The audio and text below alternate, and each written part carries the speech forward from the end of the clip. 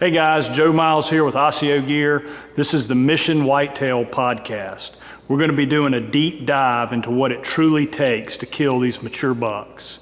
We're going to step outside the box and look at the why for gear, tactics, training, and more importantly, the mindset from over 35 years of chasing these magnificent animals all over North America.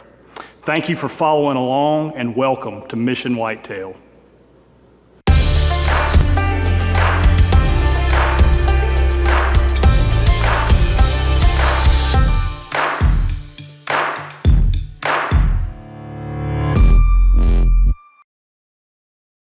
On our first episode, we're doing something really unique.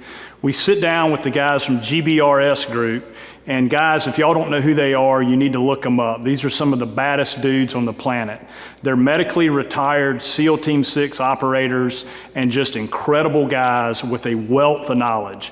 And we wanted to see what it takes to operate at really the tier 1 level and how that can translate over to improving your whitetail bow hunting game. So we are absolutely pumped about this first episode and cannot wait for guys to check it out. All right. So I want to welcome everybody today to, I think, what is going to be a fascinating and dynamic discussion between two groups working together on seeing how they can come together with hunting and some military tactics. So maybe if we can start with some introductions. I'm not going to take that away from you guys. Joe, why don't we start with you? Joe Miles with Osseo Gear, and it's a camouflage clothing brand that we've had for 2 years, and pretty technical, pretty excited about it. It's made for whitetail bow hunting. And I've been in the bow hunting game for about 35 years. It's my passion, something that I've grown up doing and really enjoy. And we're trying to take this brand to all the whitetail bow hunters out there. And so far, the first 2 years, it's gotten a tremendous amount of support, really good feedback, and we're excited about where it's headed. Joe, maybe tell us a little bit as we start with the introduction, maybe what made you focus on the camo line based upon your experience with bow hunting? Well, the thing that I really saw, there were some real high-end technical brands out there, but where they were really lacking was in the camouflage space, and especially for tree stand bow hunters, for the whitetail guys. And I was able to do quite a few sheep and goat hunts and use some of this real technical stuff. And I knew that we needed to bring that quality of gear to the whitetail game. And the camouflage pattern, what was going to differentiate us from that and really help improve the whitetail hunter success. And so that's what we did. Great. All right. So here, GBRS, Cole, DJ, why don't y'all kind of give us a little bit of a background about both you individually and maybe the company? I know most people probably already know who you guys are who are in any type of watching these types of podcasts, but maybe a little bit of background. I'm Cole Fackler. I'm the COO of GBRS Group. I was medically retired about a year and a half ago. From the Navy as a SEAL my entire time. I grew up right here, actually. And best friend over here, we decided after we were medically retired to start a training, consulting, tactical company. And kind of like Joe was saying, looking at the industry and knowing it and being in it for so long, you just naturally see gaps. And you not only want to make better gear for the end users, but give back and make sure they don't have to learn the lessons the hard way that you did. That's me. Yeah, I'm DJ Shipley. Exact same background, like almost to the T. Same amount of time in the Navy, 17 years, got medically retired. SEAL Team 10 together, kind of all the way through. And then we started a skateboard company when we first retired. And I don't know, it was just, like, we missed it so much. Like just being around the boys and the atmosphere and just all of it, training in general. We started the training company and COVID hit. We had to adapt. So then we started doing a lot of product design and development. And really it's kind of the thing we were talking about. We sit in a room for so long complaining about the same thing. It's like, well, right now we've got 6 months unfiltered. We can let's change it. Like, let's sit down, let's make a better mousetrap. Like that thing that's almost killed us all these times. The slightest little detail could have fixed it, and we just never did. We didn't have the time. We have the time right now, so taking that forward, trying to make a better camouflage, something for the end user, because it's what you were consumed with for your, for most of your adult life. So it's trying to take that the whole knowledge transfer, just really focusing on the details of everything you do and trying to make everybody all better overall, I guess. Really. Yeah. Okay. Humbled to be here. So knowledge transfer. Maybe tell us a little bit more about kind of what that means to GBRS and what you're trying to do, maybe the mission of GBRS. So knowledge transfer could be summed up a bunch of different ways. I think some people think it's just another way to say teaching. I'm telling you how to do something. I think we've seen a big difference in telling people how to do things and teaching people how to do things. And really it's the details, like the context, the emotion, the understanding, because you've had to live it for so long that you've taken that one thing. If it's how to tune a guitar, it could be anything. But if I sat down with Eric Clapton and I asked him to walk me through tuning a guitar, the detail that dude would go into it would be like nothing you've ever heard before. Like, and I know it would, because that's all he does all day long. It's like the level of detail. If I was going to try to make you a Jedi, trying to make you as good as I possibly could, how much detail would I give you?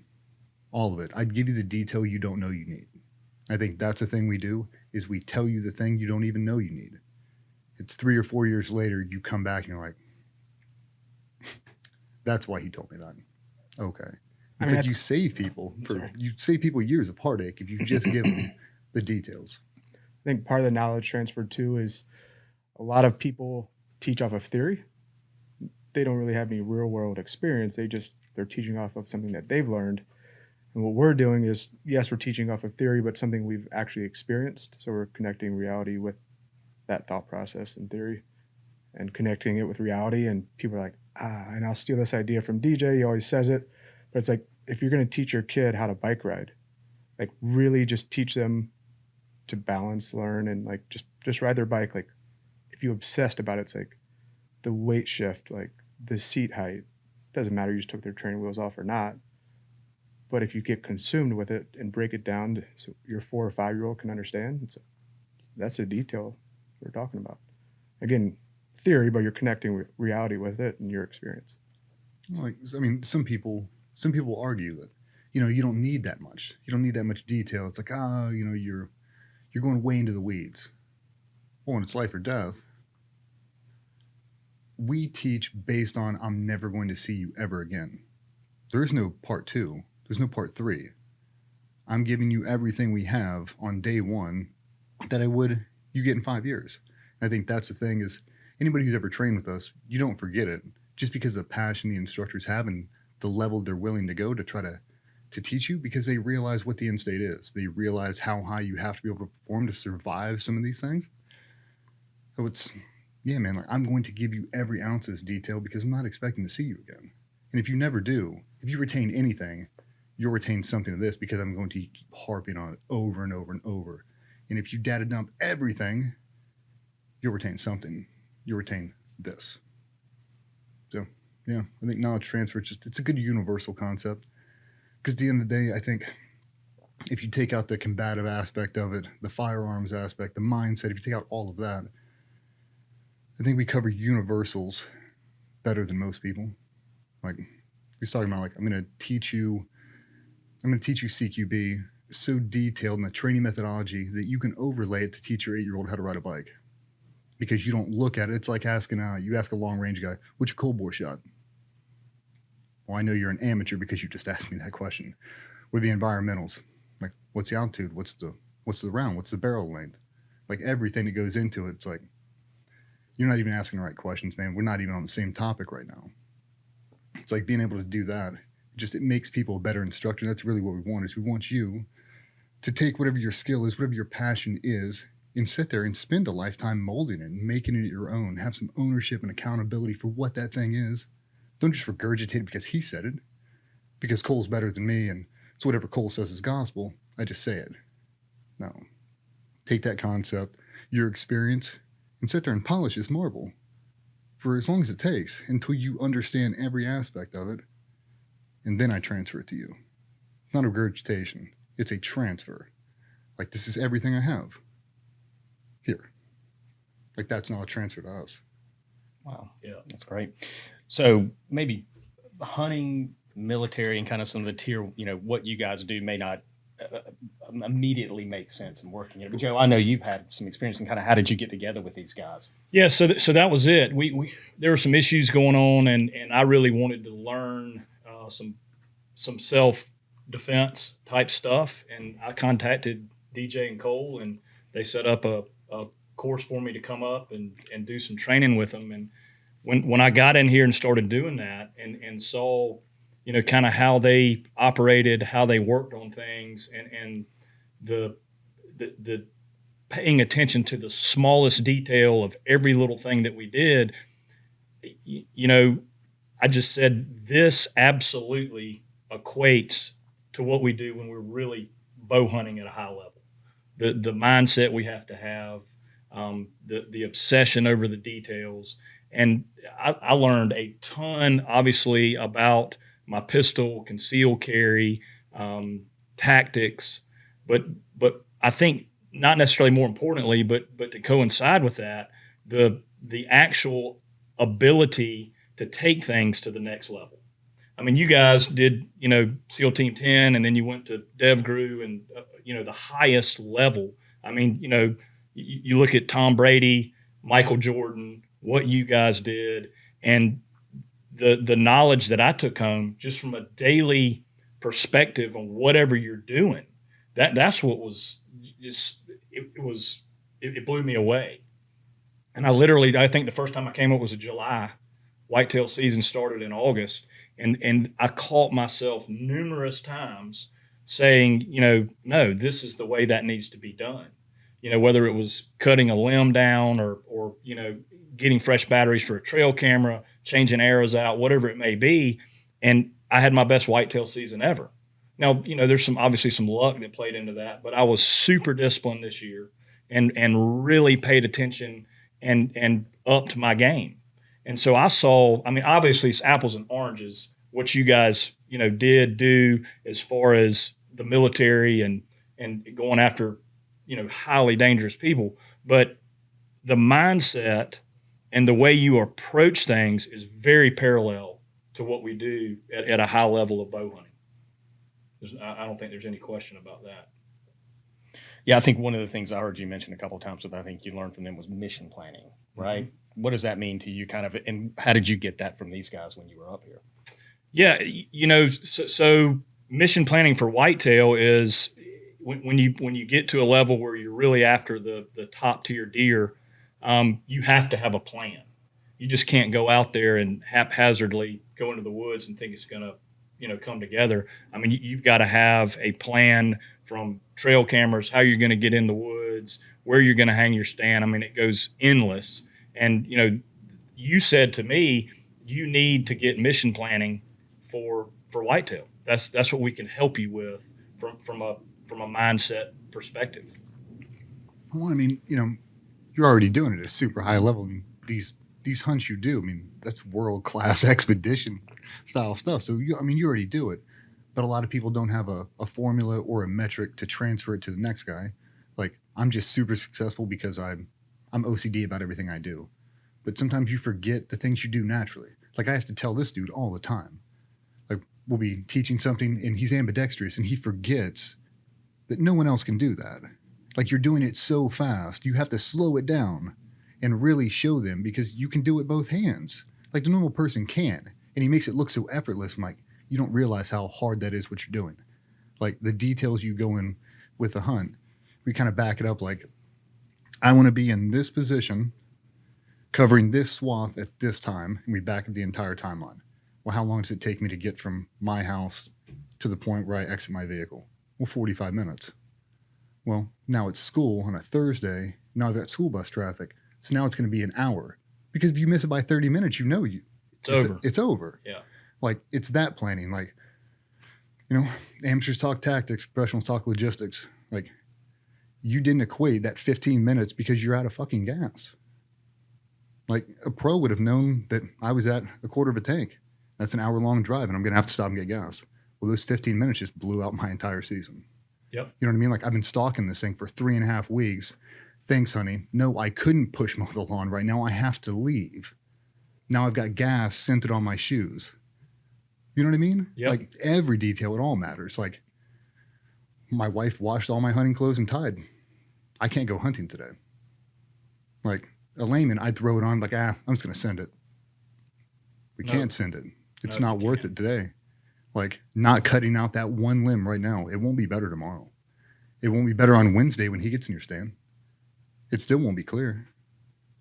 Now I've got to lean over. I've got to take this random shot. And now I miss. Like I just blew a 3-week essentially mission because I didn't want to spend 15 minutes.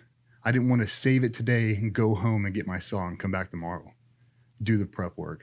It's like, that's what I wish I would have done my entire career. If I had a time machine, I'd go back, I'd redo it all. I'd be more detailed. I'd be more meticulous. I'd be more purposeful in everything I did. But yeah, it's like, that is the mission planning. It's all the things that you don't think really matter until you have to be there at 12:01. Yeah, absolutely.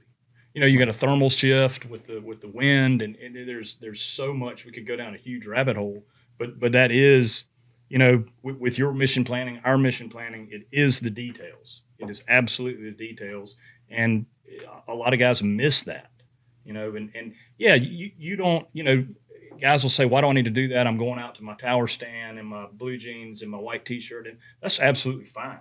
You know, guys do that all the time, and yeah, they get a deer here and there. But when you're going after a 7.5-year-old buck that's seen every trick in the book, if you're not doing that, you good luck. It's not going to work. Yeah. Well, I thought what was really cool is we were talking yesterday, and even some today, Cole, when you were talking about the pants, right? You know, it strikes me in the parallels between the two, particularly listening to y'all talk. And again, obviously, there's a difference between what y'all do versus hunting, but it is the details. And maybe if y'all could talk a little bit about some of the gear stuff. I mean, we've seen what y'all do here. You know, we were lucky enough to get a tour of that. But again, talking about the pants, or DJ, you were talking last night about how you tie your shoes. You know, it's that level of detail that sets you up for being quiet, your scent control, your environment. Maybe if y'all could talk a little bit about that, I think that would be great. I mean, I think a lot of it boils back down to your training, but your mindset of your training. It's very easy to sit in your backyard and pull your bow and shoot. Same, sit on a flat range, flat-footed, and shoot. How about you think about that buck that you've been stalking the entire season every time you pull that bow back? How about you train with every piece of clothing and gear so you know how it functions with the right temperature and weather? You're not guessing it. You know exactly where to slip in, rangefinder, whatever, because if you think you're just going to slip it in and it falls, and that hunt's done. Yep. And just knowing your kit and why you're picking it for whatever situation that you're kind of setting yourself up for. I mean, the obsession on every detail. I'm brand new at bow hunting, and I still haven't pulled one yet. But just in relation to, you know, our prep, it's the training, it's the mindset. When I'm shooting every round, I'm thinking about not only protecting everyone around me and covering their backs, but going home to my family. And it's not time to try something new on game day. Yeah, for sure. Yeah. Like the reps, and it's not just reps; it's the perfect reps. I see it a lot. You know, guys will go in with half the stuff they need, and if they would say, okay, I'm training today with my bow because I'm going to be hunting a 200-inch whitetail, you know, a giant, an absolute record book deer. And if they took that approach, you hear it all the time. Oh, this big deer showed up on camera, on my trail camera. I need to go start shooting my bow in the backyard. I need to put some silent tape on my lock-on stand. I need to get new arrows. It's passed you by. You've got to have all that geared up. So every decision you make is you're after the 200-inch deer. Because if you take that approach, when he does show up, you're going to be ready. You know, you're going to be in the game. One of the things we talked about last night, like the visualization. Like you can paint a lot with the conversation. Like if I had never seen a deer, I'd never been to a zoo, I have no idea what you're talking about, but I really want to shoot one. Like I really do. Like I've seen one in a picture, but I've never seen it. By the time I actually get to that point, I'm going to be so amped up because I don't know what I don't know. I think you could solve a lot of that with super in-depth training, like all the stuff he doesn't know he needs, like to really paint it, drawing it back and anticipating the buck fever to set in. Like, understand what that's going to feel like, to let them know, like, your heart rate is going to be at 180, dude. It's going to be. So when it happens, don't be surprised. Like, you're not freaking out.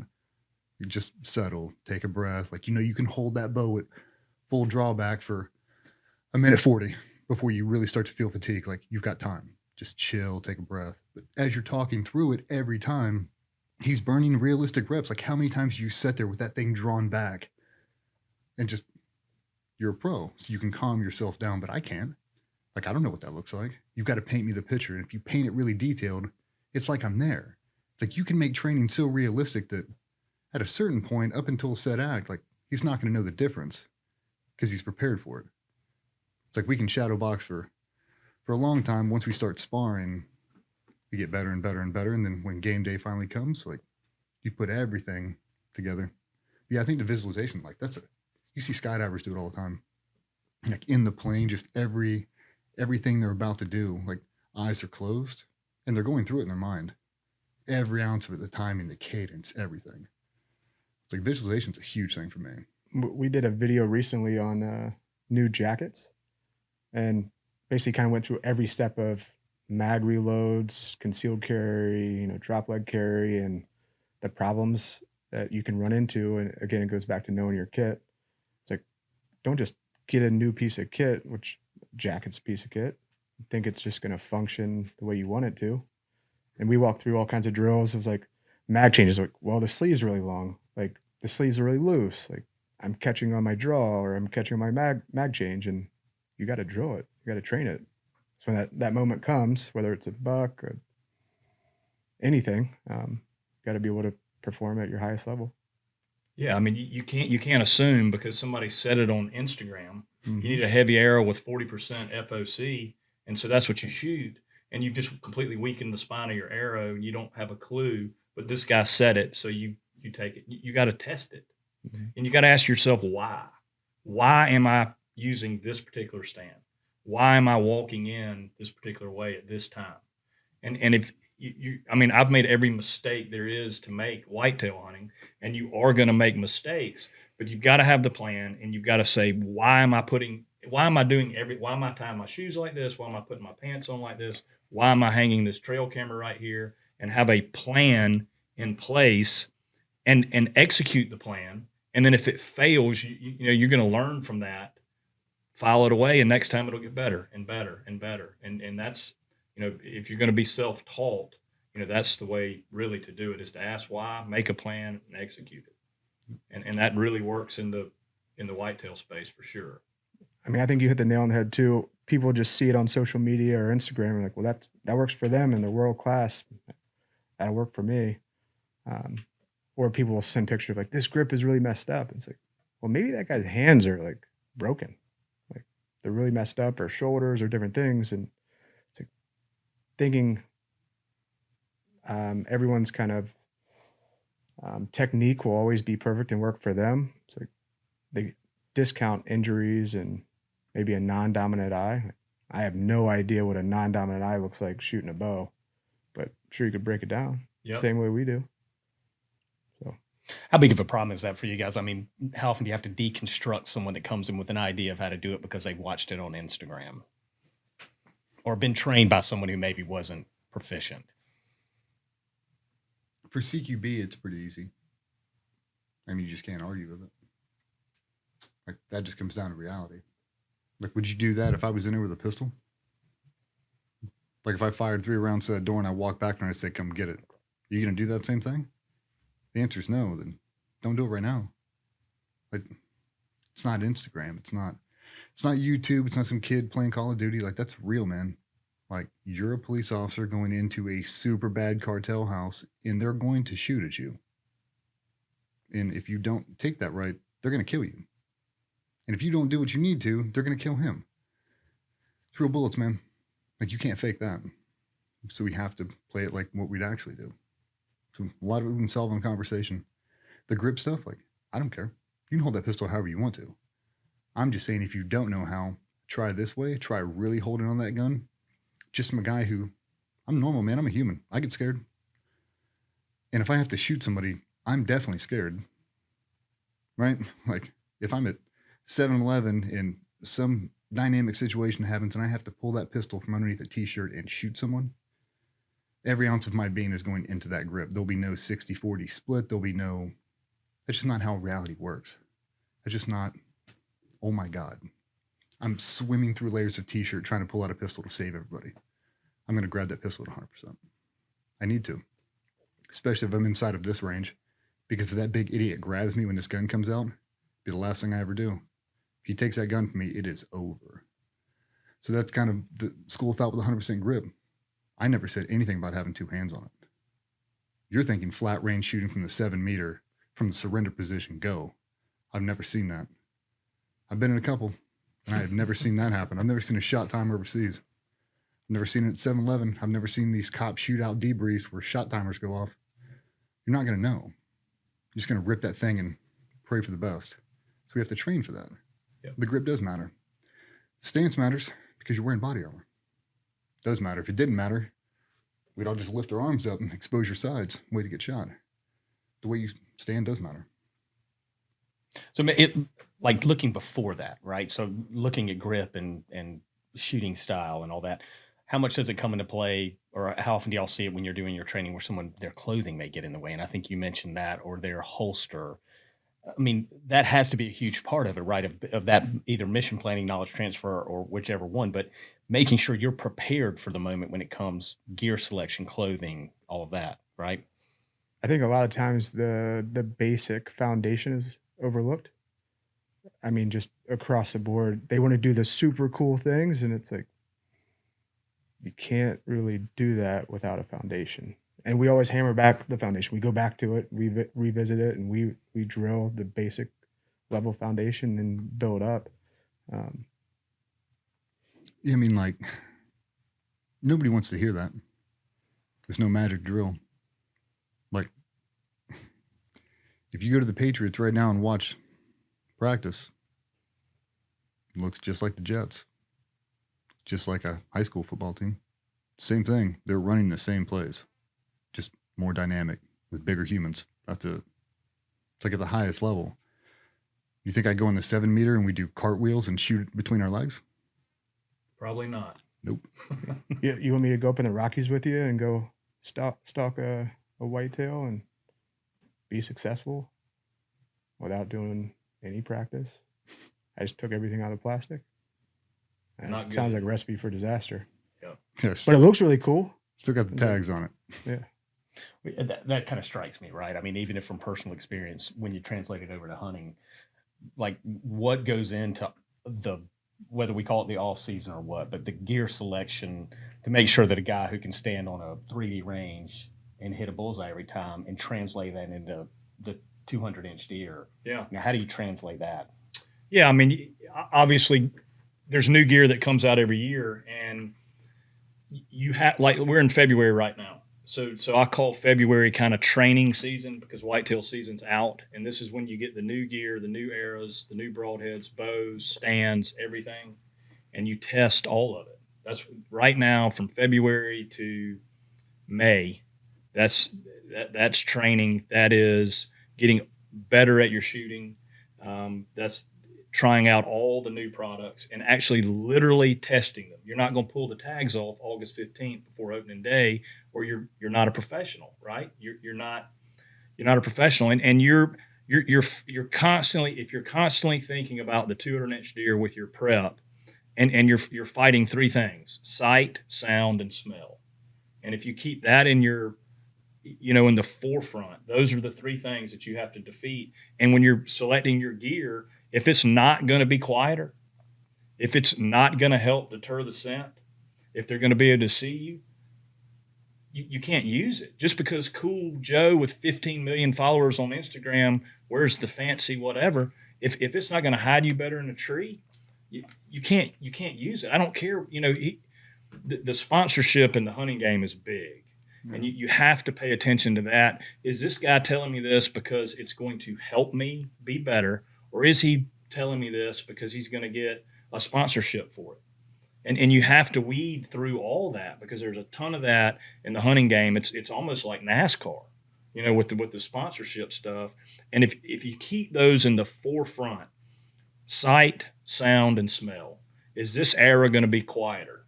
Is this arrow going to be faster so it doesn't have the big arc? It's got a much flatter trajectory so you can shoot through the holes in the woods. If your scent regimen, if you go straight from work, straight into and guys do that and they kill deer. Guys go straight from work. They've been working all day. They get off at 4:00. They go in. But a real professional, he's going to get showered. He's going to go through. He's going to get his scent-free clothes. He's not going to take any of that for granted. And again, if you're not looking at those three things with everything that you're prepping with, you're missing the boat. Yeah. So sight, sound, smell. Yeah. Right? So that reminds me of the story you were telling us last night. Remember, he's talking about coming over here and the dog smelling you. Mm-hmm. How much time, because again, I think when we think of tier one operators, right? I mean, we see the missions and y'all talk about the missions and like what you were talking about on your podcast, we kind of think about the mission, but how much time do y'all spend? Maybe when you're not on deployment, maybe you're home and you're going in and training every day. I mean, how much time are y'all spending on the sight, sound, and smell component of what you're doing? Well, it goes to the pants, right? Or anything. So sight and sound all day, every day. And that's the reality you live in. The smell, not so much until you get overseas, just because of the dog component. But yeah, I mean, sound was a huge thing. Like the footwear. Everybody makes fun of wearing skateboard shoes. Like, it's exactly why I wear skateboard shoes. Like, I can't wear that big a solo boot or whatever it is for like high-end CQB, where that's the main function. It's not the terrain to get there. But I mean, everything's different. For me, it's the connection to the ground. When I have that huge, thick rubber sole, I lose connectivity to the ground. I just do. I don't walk wider because I heel strike, because that's the way we walk. Now it's a thunk, thunk, thunk, thunk. Well, times that by an entire team, it's loud. Now I pick up a rock in my shoe and now I'm dragging it across the tile floor. It echoes to eternity. People hear it. Imagine if 2 or 3 guys have that. Thunk, thunk, thunk, thunk, thunk. It sounds like a fucking marching band going on. We can't have it like your pants, like Gore-Tex. It's loud, man, and people can hear it. So we're running around a building doing CQB with a real opposing force, and everybody on my side wearing Gore-Tex. You can hear it. It's like you can't do it. So yeah, I mean the sound and sight, like the lighting conditions you're in, the condition of the moon, what's the condition of the sun, like am I being backlit by a full moon right now? Where are we at? Street lights, everything. Like if I just skirt 5 inches off this road, I'm on the backside of the street lights in this black void. Now no one can see me. So Iraq was very tricky with the street lights, just the different lighting conditions. But the guys who played the game long enough, like the guys who were ahead of their time, like not me, the guys we kind of learned from, they were ahead of their time. Like they saw that down the road and they lived in their reality. Stop walking down the middle of the road. Okay. Hide in the shadows. Okay, we're not going to walk around this way. We're going to skirt on this side. We're going to avoid all these dogs. We're going to do this. We're going to do that. Like they saw it for what it really was. Like they were very philosophical in their approach. And I always got a lot out of it. I mean, with the mindset of kind of what DJ was talking about, I mean, if you're hunting a bad guy or hunting an animal, how would I set up in my neighborhood that I know? Like, where would I watch for things to come? And kind of translating that to the animal. Maybe they don't know. I don't know, but like at least you're thinking about. Like, they do. If I'm an animal, like where is the most covered, protected place that I can travel to for food and water and shelter? But like with bad guys too, it's like where would they look? The moon, like the sound, the smell, the wind. Knowing that sound's going to carry with the wind, scent's going to carry with the wind. Most advantageous kind of route to travel to, or easy travel. Are people going to go over a mountain or around it?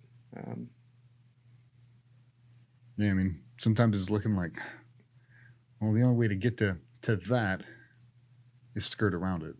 That's what everybody does. No one would be dumb enough to try to go up and over this thing. It's like you got 2 mountain peaks. It's like there's a valley, so I don't think anyone's coming over the mountain peaks or walking around. It's like they're just going to take the least path of resistance. You got to be willing to do what others aren't. So, I mean, this falls right into hunt clubs, right? Everybody goes to the hunt club in the mornings. They open the gate, chains hit the gate. Big deer hears that. He knows what's going on. They pull into the parking lot. They park there, they get out, they get on their four-wheeler, they crank it up, off they go to their stand. A mature buck hears that, and he just hunkers down. He knows exactly what's going on. So as opposed to that, you park a mile from the gate and you walk in. He has no idea you're there. And what does he do? He comes bebopping by at 8 o'clock because nobody's there hunting. You think that the deer is patterning you as much as you're patterning them. And so it's you definitely thinking outside the box is a huge component. So it's kind of the foundations, right? I mean, kind of what you're talking about earlier. You know, one of the things I think when you say that strikes me that I've heard you say so many times that I try to emulate, but I'm still not very good at, and I think most hunters probably don't, is landscape planning, right? I mean, really taking a look maybe from a top level at where you're hunting. Kind of talk about that, maybe how you are planning your hunting based upon the terrain, the map, ingress points, you know, because that's what you're doing in the early season, right? I mean, you're looking at where you are. So maybe go into that a little bit. Well, I mean, from an elevated view, I mean, ingress and egress are super important because you're leaving scent every time you walk in and out of the woods. I mean, that's that's one of the three main things is they're going to smell how you're getting in there, how you're getting out. So you have to plan for that. You know, the deer, you know, in a really simplified way, in the afternoons, typically they're bedded and they'll be going to food. That, you know, that's kind of how they operate. And, you know, a lot of guys want to set up on food, and that's fine. But what happens? It gets dark, right? And if they're deer in that food area, you've got to climb down and get out of there. So you're going to spook them all. So it's probably better. I mean, not every situation is like that, but to get halfway so that all the deer that are going to come by, they get out in the food, and then you're able to slip out of there and they never knew you were there, because you can blow up a whole, you know, hunt, you know, basically the whole early season. If you're in that food plot, the big deer comes in after dark, and then you climb down and get out of there. And then wind, obviously, again, you know, for me, scent is the most important thing, followed by sight, followed by sound. They're all really important. But when you set up, a lot of guys, you know, I need the wind blowing from where the deer's coming from to me so he can't smell me, right? What they don't think about are the thermals, you know, with dropping and rising thermals. So, it happens all the time. Guys go in, you know, it's a 10-mile-an-hour wind. They're set up where the trail that they think the deer is going to come down to go to the food, and the wind starts to mellow in the afternoon. Your thermals start to drop, and they sink right down to that trail, and the deer are smelling them. They're like, "I've got a north wind. What's going on here?" And it's the thermals. And if you're not thinking about the thermals and where they're going to go, then, you know, that's a real big issue. And that wind and thermals is something you could really do an entire podcast on. But, you know, you talked about terrain and you know, how do you set up? And, you know, that's something that has to be at the forefront. You know, the wind direction, what the thermals are going to do, where you think the deer are bedded, where are they going to feed. All that, again, has to be, why am I doing this? What is the plan? And where are they coming from and where are they going? So how do you start that process, right? I mean, I've seen you with maps where you're looking at it and differentiating between bedding and food. I mean, so where do you start that process? So it really depends on where I'm hunting. If I'm hunting, like, I'll just use a hunt club, like our hunt club. It's a highly pressured piece of property, right? There's guys that hunt down there a bunch. And so what I'm looking for is the complete out-of-the-way place, the thickest, nastiest. Where would this deer feel comfortable that nobody's bothering them? Where is everybody else hunting? And I'm going to get as far away from that as I possibly can into an overlooked area. And so you look on a map, you can see where the stands are. You know, that T section that we set up, you know, it was a junction between two cutovers. And when the rut happened, it was like a highway. And there were no stands in there. Nobody hunted in there. 2 years in a row, 2 big deer right out of that spot, because it was an out-of-the-way place that literally found on the map, went in there, scraped shrubs, big deer sign everywhere, set up, and it worked perfect. And so that would be where it would all start. Is other properties, you're not going to have the pressure. You know, some guys don't have any pressure at all, and, you know, they're able to attack it a little bit different, where they can hunt closer to the food, you know, where the deer are coming out like they should, completely relaxed. And so it really depends on the property. But from an elevated view, the map, the terrain, and keeping in mind where they're coming from and where they're going is kind of how I attack it. Do you ever do any drone flight before you walk it in? Like if you have the vehicle drop off point, like, you're staging from there, you're going to walk in, say it's 3/4 of a mile. Do you ever launch up anything or get on Google Earth to actually pre-plan this thing? So now Absolutely. you can see it. Do you ever fly with a drone? Not with a drone, but that would be pretty cool. I don't know, just in my mind, like to be able to look at it on Google Earth, like, all right, I'm going to walk down here 500 meters, I'm going to bank, and now we can kind of see the wind cone because we got to be able to time that, but not to overfly it, to actually see what it looks like. It's always different in real life. And that was my thing, is like we'd sit in for these things in the military. Like, when you actually get there on the ground, you're like, that is not what I thought it was going to look like. Like, oh. But if you have the drone, able to drop it down, you can actually see the height of everything. Like, I am expecting an 80-foot tall tree. Like, it is going to cast a shadow this far in. Like, kind of play with it. A realistic look. But what's the longest? I mean, when you got in there to hunt whitetail, it's not like how I grew up. Just you shoot whatever comes out, other than a doe. I mean, what's the longest you've stalked one of these things for? Oh, you hunt them for years. You find a 4.5-year-old buck that's super nocturnal. He's hard to get on. It may be 2-3 years before you get him, or you never get him. So how many times are you going into the stand unsuccessful? You don't even see him. How many times does that happen before you actually get him? A lot. I mean, again, you can hunt a whole season for one particular deer and never get him. And, it gets really frustrating. I mean, you're in Kansas for 10 days in 30-mile-an-hour winds. It's -5 degrees, and it's the rut, and you're sitting there from daylight to dark, and you're seeing 2 deer a day. That plays with your brain. I love that.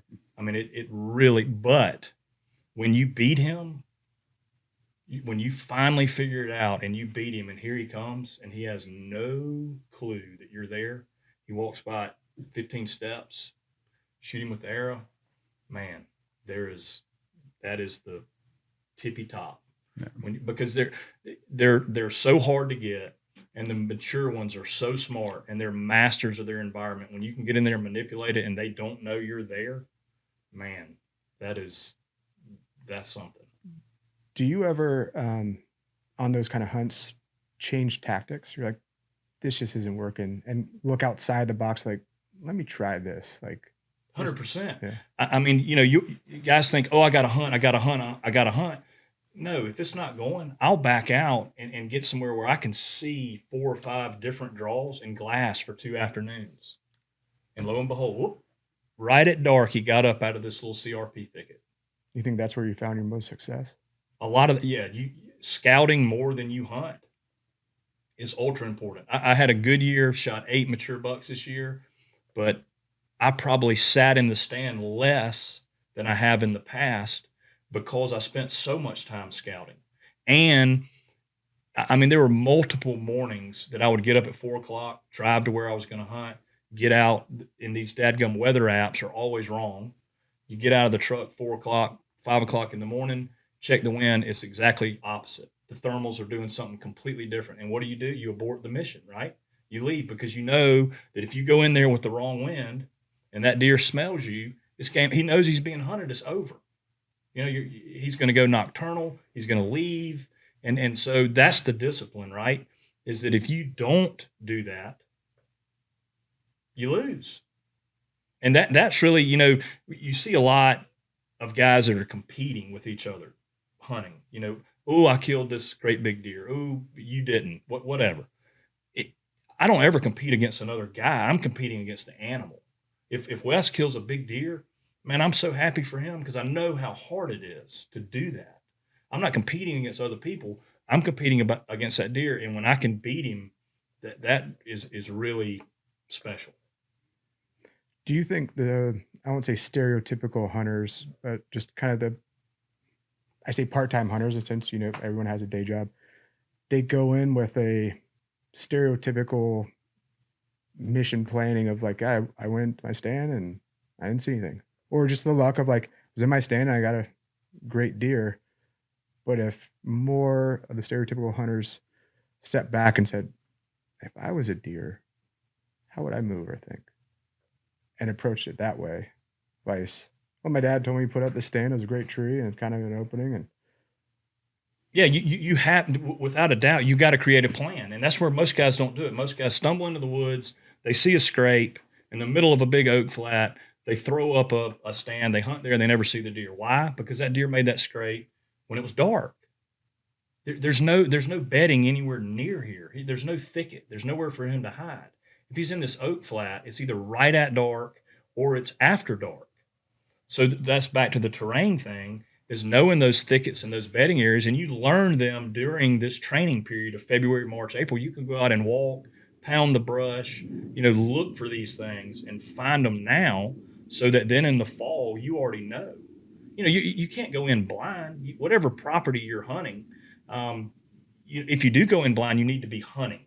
Like if you're going in to check an area, you need to have your stand on your back, and when you go in and you find that hot sign, hang and hunt, be back there the next morning, break it down and move, because you're going to learn it as you go. And they call that mobile hunting, and that's a really good tactic and a really good way to kill deer. Well, to me, again, what are some in between steps, right? I mean, so we talked about the landscape, right? And then you talked about, well, where they're going. What do you do in between? I mean, right, there's an in between period where you've identified the area. How do you identify the deer that you want to kill? And then how do you identify where you want to put your stand? Because I know, again, from personal experience, you're talking about the weekend hunter. I mean, you're looking at him, right? I've made every mistake in the books, and even with a great friend who tells me how to do it, I still fail.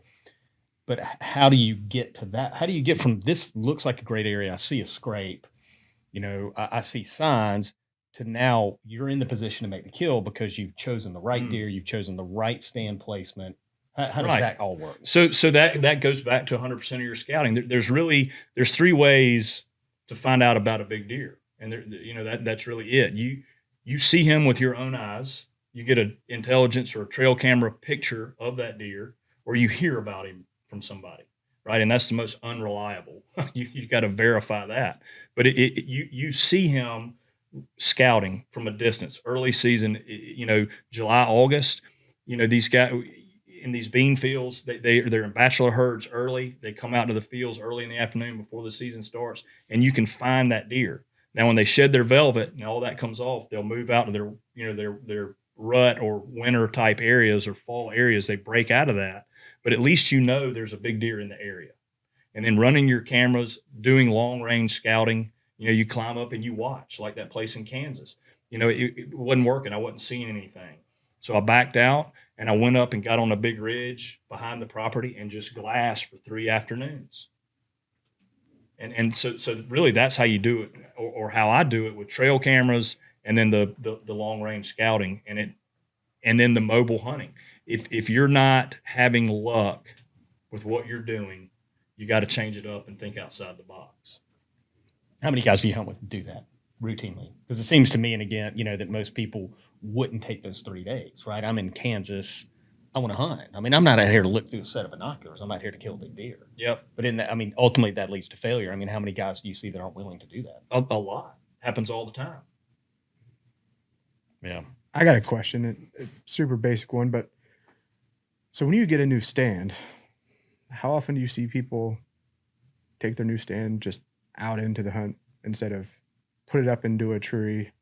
Hopefully they have one close by them and kind of walk through those steps, because I can only imagine you're probably going in dark, setting up your stand, and well, now it's the first time I've set up a stand at night, or like I'm missing something, or I don't have the right strap, and I can only imagine like there's such a wide variety of trees and a circumference of like I don't have the long enough strap, or shit, I don't have something to cut a zip tie with, and now you're being loud too.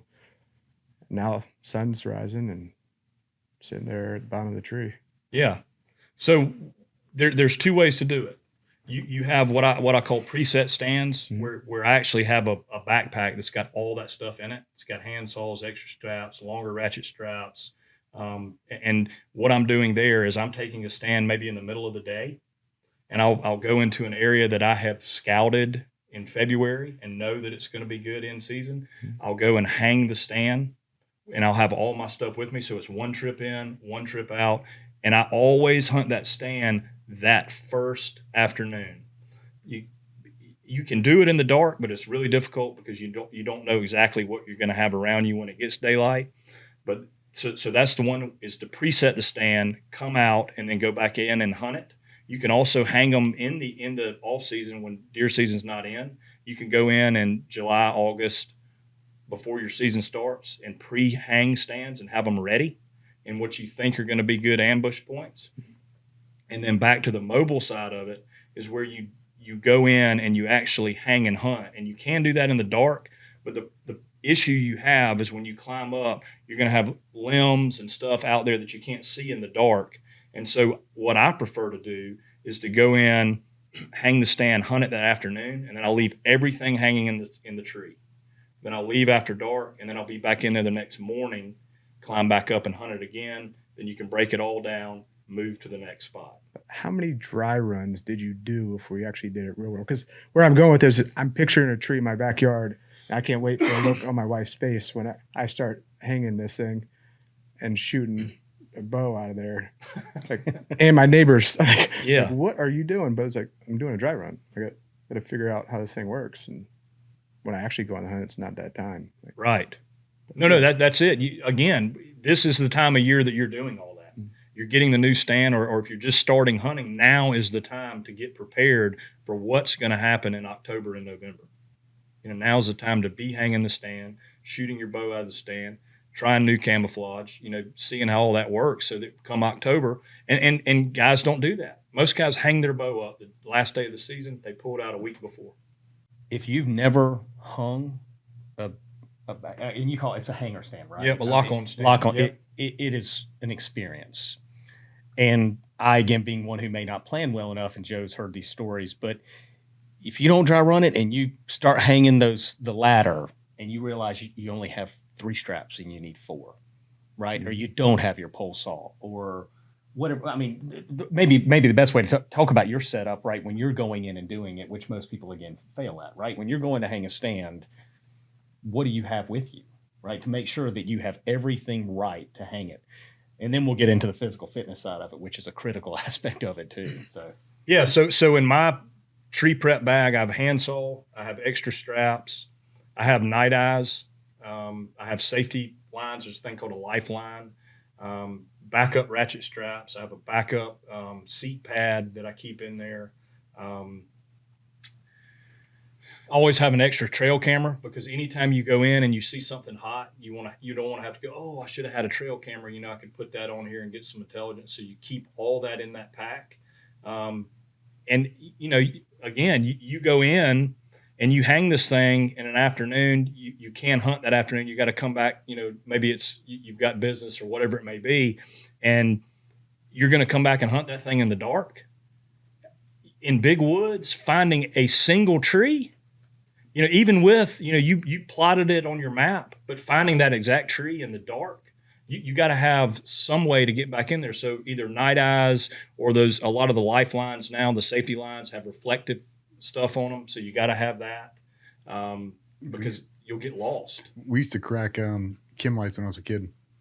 We'd set them up like last light. We'd crack them. We'd go out for first light. So do they have a 12-hour shelf life? So it'd be just enough. We'd go out there and you just barely pick it up. Tape it up. That's what we found back in the day. Yep. But yeah, like night vision now. Like Right, on you an just IR walk chem right light. in. Yeah. remember we IR were going chem light, through walk out there. buds. We were doing land nav. Mm. And those 5-foot tall like stakes, pretty much like green stakes. We had to find 10 of them in the middle of the woods in the mountains, and it had this little dog tag. And you had to like scrape it on your piece of paper to show the instructions. Like I found it. It was like to find a needle in a haystack, pretty much, and 10 of them. Mm-hmm. and were y'all using night vision to do that? No, I didn't even, Oh my I never even fold saw out night maps. vision. We were using Flash. fold out maps and reading just like the terrain. I mean, it's easy to get lost in 20 feet of woods at night. Yeah, I mean, yeah. that flashlight Yeah. hits those trees Yeah. and it's over. And you walk in a circle. Hmm. I've done that many times. All right, I know that I've got to go 150 steps because I walked it off. And I don't get my compass out, and I'm saying, I got it. Cloudy, no stars. And you start walking, and then you look down, and you're back at the road you just left. Sorry. Yeah, It happens, man. Yeah. Like that's real world. yeah. But this conversation right now, brand new hunter, never done it before. We have this conversation now, and you save him one full day of a wasted hunt. Like you only have so many in your lifetime. Right. And you just wandered through that whole thing. And what have you done the whole time? Skunked it. Stunk it up. Yep. Yep. It's like we talked about before, like to do the 3 days of study, like it's called being a pro. Like not a novice, not a weekend warrior. Like that's his profession. Right. It takes 3 days to do it right. If you want to do it continuously, you want to do it 40 years, got to do it right. Got to go the whole way. Well, you've thought about the mistakes before you make them, right? And you're going to still make them. Well, sure, but the ones that ruin the hunt, that ruin the day, that, oh, great, I scouted that area for 3 months. Now it's done because I didn't think about how I was going to walk in there. Yep. Right? That I was going to cross over the path the whole way and just completely ruin it. Yeah, it gets back to the foundations. I mean, I remember, talking about it last night, you were telling us about the boat that got lost in the middle of the day, right? I mean, so it's just so easy, right? I mean, to lose your navigation if you're not really kind of thinking that through. And, when I was training with them, DJ made a interesting point. You said you fight in the condition that you're in, right? If you're out of shape, if you're untrained, if you don't know what the heck you're doing, you fight in the condition that you're in. It's not going to wait for you to get ready. Same thing with hunting, right? You hunt in the condition that you're in. If you're pulling the tags off your clothes and you're wiping the dust off the arrow and you're going in and, oh my God, there's a giant, you're not ready. You are not ready. True story. Hunting as a kid, 30-30 lever action. First deer it's ever walked out in front of me my entire life. And I don't have one chambered, and I know it. Ooh. And he is, inside of 25. It's the perfect thing you'd ever want to see. Like 8-pointer, huge chest, facing right at me, the easiest shot you could ever have. And as soon as I saw him, I realized that I had not chambered one yet. I walked all the way in there, slung over my shoulder, climbed up in the fucking deer stand, and never chambered one, and I knew it. I'm like, maybe I can do it quiet. I'll just slowly crack this. Gone. Like, Do you never find again. Yeah. Do you find it difficult for hunters and like DJ story too, to mentally let go of those mistakes and not ruin a hunt, like not let that just haunt them? It's hard to stomach and get over. Yeah. Especially when you know it was avoidable, when it was something you could have controlled. You can't control the thermals. You think they're going to do something and you plan the best you can. And if they blow down to him, they weren't supposed to do that, but the weather changed. It got cloudy. It wasn't supposed to, whatever it was. Those mistakes you can live with, but the ones that you can control that you make, those are the ones that haunt you forever. I can just picture like my first hunt with a bow and like, you don't have your bow ready? I was supposed to have my bow ready? Like, shit. Like, what does that even mean? Like, but yeah, to his point, it's like, I can think about it now with our guns. It's like, I was supposed to have one chambered. I don't know any better. Yeah, but you guys on a mission would never do that. Well, no. Yeah. Ever. Well, not now. Yeah. But as a little kid, like, I don't know what I don't know. And those are the lessons that you learn. Yeah, in my mind, like that 30-30s in the back of a Ford Ranger in a gun rack, and I pull it out, I sling it over my shoulder. I'm going to walk down there and chamber it before I get in my stand. Chamber when I get in the top. I don't know. We were 12 young. years old. Nope. When we were young, like I say young, like SEALs deployment. Why would I carry an extra battery? I changed one last week. I didn't know. Luckily, it didn't really bite me in the ass, but it's like perfect example. Yeah. The night vision, we got these new breakaway mounts. Super cool. Amazing. Perfect example of never using it and training and like walking through it. We're in Iraq. Breach goes off. I go to run towards the door and my nod mount breaks off. Yeah. That's an issue. Yeah. Slams in your face, got your face all open. Because, you've seen them. They're all on bungee retention. And there's a breakaway switch. So if you get hit, they'll break off and not break the actual knots themselves. Well, we don't know. So, you can just hit them and they come off. Well, it's like they're very hard to get back on, especially when you're in the middle of an operation. It's one of the first things we'll do as SWAT teams. Like, let's go through this mount real quick so you never make the mistake I did. And they're all like, oh. That strikes me so much, and I think kind of what you said. It's you always say be a pro, right? And so an amateur. And again, I hate to bring up personal stories, but Joe was nice enough one time to take me on a Texas hunt. We were hunting all that, right? And that's a pretty intense hunt. I mean, you got to be in good shape. You're carrying your rifle on your back, and we hiked what probably 10 miles. We're up on a bluff overlooking the Rio, and all of a sudden they're the damn all dead, right? So I got this big heavy gun. I take a shot, miss him. The guy looks at me and says, "Well, chamber another one." I didn't have another bullet in my rifle. I didn't even think about taking a second shot. Why? Because I'm an amateur, right? I didn't put the time in to think about it, and so I didn't get that second opportunity. My Texas hunt was over because I didn't think about putting that second gun in the chamber. But kind of back to, and maybe it's still on that same pro amateur point, something I know that Joe does, and maybe you can talk about this too, and I think it's the discipline and the patience. How many times you've gotten up at 4:30 in the morning, you've driven out to your hunting spot, and you've done your feather and said, you know what, thermals aren't good. I'm going home. Yeah, Right? I mean, most people don't do that. I'm up. I've gotten up. I'm still gonna hunt. or go to a different spot, right? Right. You could change and go somewhere else. You don't necessarily have to burn the morning, but if that one deer is the one you're after, that is the discipline. You have to be able to burn hunts because you're going to ruin it if you don't.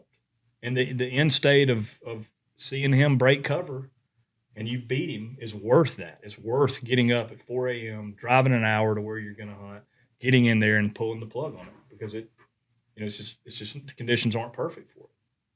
I mean, I'm sure you guys did that on ops, when the weather was wrong or intel came in bad or There were contingencies. I mean, you have go no go. Like, if this happens, we're not going. If the weather's too bad, you can't go because you don't have supporting assets or like. There's no reason to take a swing and a miss when you know it's greater than 50% you'll miss. Like, why waste it today when you can just reset and do it again later? It's like having the discipline to get right there and not having ego or anything else make me commit. Like, I've already drone all the way out here. Would Tom Brady say that right now? right. No. Get in the truck and go back home. Like, save it.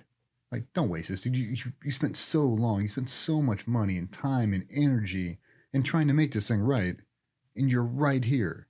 Don't waste it. Be a pro. Go back home. Get some rest. Get back on Google Earth and reset. Reset. Like, Yeah, don't waste it. Like, don't. We only have so many hunts in our life. that's right. It's like we went all the way to Texas to do this right now. Like, let's think of all the details so we don't miss an opportunity because we might never get another one. Especially the way this country's going right now. Like, we might not ever get a hunt again. Right. You know what I mean? Let's Like, hope not. yeah, like I'm really trying to get one in 2022. Yeah. Yeah, like, just don't waste it. Like, just have the patience. I'm the worst with patience. I mean, I just am.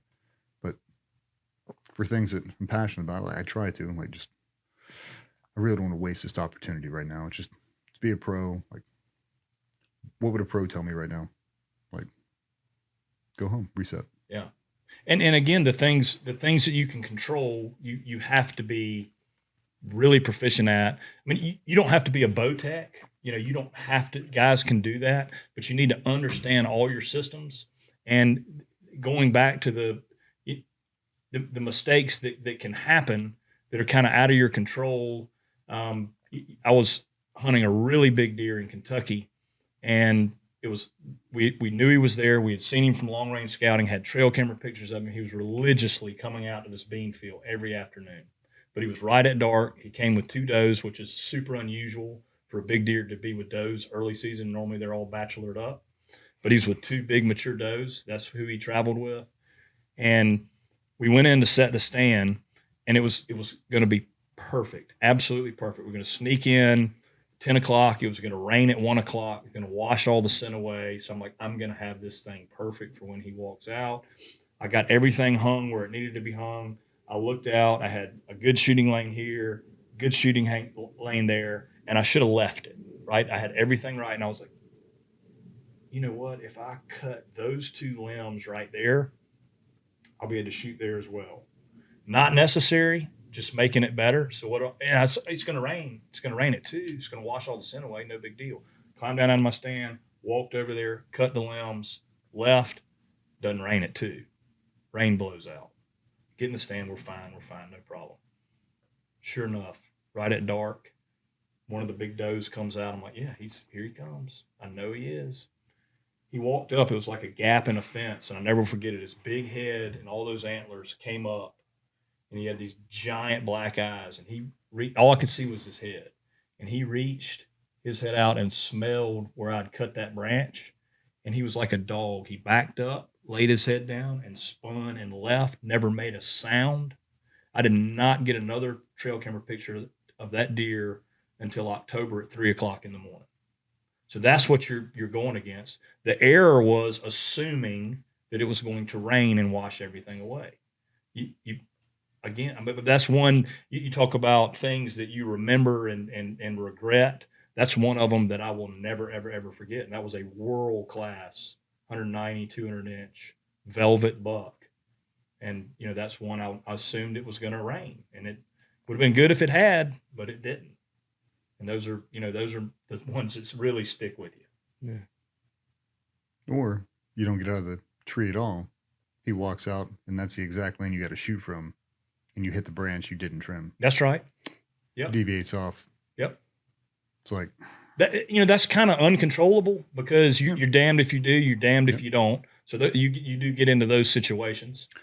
But analyzing that just from a novice, that seems like the professional path. Like, I'm taking all my experience and knowledge, and I'm looking completely outside the box. I'm looking at my environmentals, got rain forecasted. Like, I have a method to why I'm doing that. It wasn't out of laziness. It wasn't out of arrogance. Like, taking all my experience, and I'm applying it to this one thing, and this is the lesser of two evils. I'm going to get out of the stand. I'm going to trim that branch right now because it affords me more options and opportunity to shoot this animal. Yeah. And then the weather just didn't cooperate. Like, yeah. Yeah, I mean, it's one of those act of God things. Like, I couldn't plan there was a hurricane that came through at 3 p.m. Like, can't plan for that. But it's like, yeah, I mean, most people wouldn't even thought of that. Yeah, and most it's people just would have got it and like, fuck it. The things you can control and can't control. And if you can control it, you've got to be dialed 100%. Well, and plan for it, right? I mean, again, it goes back to making sure you've got all your gear right, making sure you've done your setup right. Because then once you're in the position to actually make the kill or to perform, the mission, the intangibles, that's when the patience comes in, right? I mean, something that you couldn't plan for. Okay, I got to scrub it. I got to walk. But you were in the position to do it. You had the saw when you set the stand up. You knew where to put it. You walked in the right way. So again, it just kind of gets all back to the planning aspect of it, right? Yeah. You were in the best position you could be in. I had a plan, and if it had rained, I would have killed that deer. Mm-hmm. If I had not have sawed that limb, I probably would have killed him too, because he would have come on out into another shooting lane. I would have got him. That was just an example of something you can't control that has haunted me, and it makes you second guess sometimes what you're doing. But there was a plan developed, there was intelligence gathered, there was a big deer, conditions were right, and we went in and we would have killed him had it not been for it not raining. I'm 100% sure of that. Well, maybe to me, again, maybe drawing it back, I think, to what we had talked a little bit earlier, and maybe more towards maybe even what you guys did versus what you do now. But how do you prepare mentally for mission failures or for, something that may go wrong that causes you to abort the mission? I mean, with the training and the importance of what you're doing, I mean, it's got to be an incredible. You talked about, losing the deer, right? But I mean, when y'all are on a mission, I mean, how would you prepare mentally, and how do you train people now to say, look, if something goes bad when you're in there, here's how here's how you're going to recover from it because you're mentally prepared to do it. Is it the details of the planning? I mean, how do you guys do that? I think contingency plans and everybody understanding those, not being married to just one option, knowing that if you need a medevac, who's responsible and who's the backup person and who's the backup person to that person, and being able to deviate and adjust to the threat and the mission. We always talk about too, you come into a room, your buddy gets smoked, you smoke that guy, and controlling the levels of like, you're going to be so amped up, but remember, the op's not over. Come back down. Remember where you are and what you're doing. And if it's like, if there's not such a time sensitive thing, like kind of do a little huddle up real quick. Like, hey, take a deep breath, everybody, and let's continue on. That's definitely a big one. I mean, people getting shot and killed, it's something that will happen. It's hard to prevent in what our line of work used to be. But we're all willing to pay the ultimate sacrifice. But heavy planning, and then deviating from the plan. Yeah, I think if the whole team knows the plan, like religiously, like if that thing becomes your religion, it's very easy just to do what's necessary. It's very easy just to morph the plan because you have trust in everybody. Like Cole says, we're all going left. Okay. Well, the plan said we're going right. Cole said we're going left. Like, I don't care. We have trust, so we can adapt, and we call it pickup basketball. It's like, hey, we're all just standing in the room, and he walks out, and we'll just naturally start bouncing the ball. Now we'll start passing, start throwing rocks. Like it's a thing you'll do. Just being a team player. But if you know what the end state is, it's really easy just to morph the plan to make that. Like, hey, Joe's shot. We got to save Joe. Okay, we got to save Joe. As soon as Joe's saved, now we can continue on. Or this whole thing doesn't make sense because Joe got shot. It is set a precedence. It's so bad right now. It's such a catastrophic injury.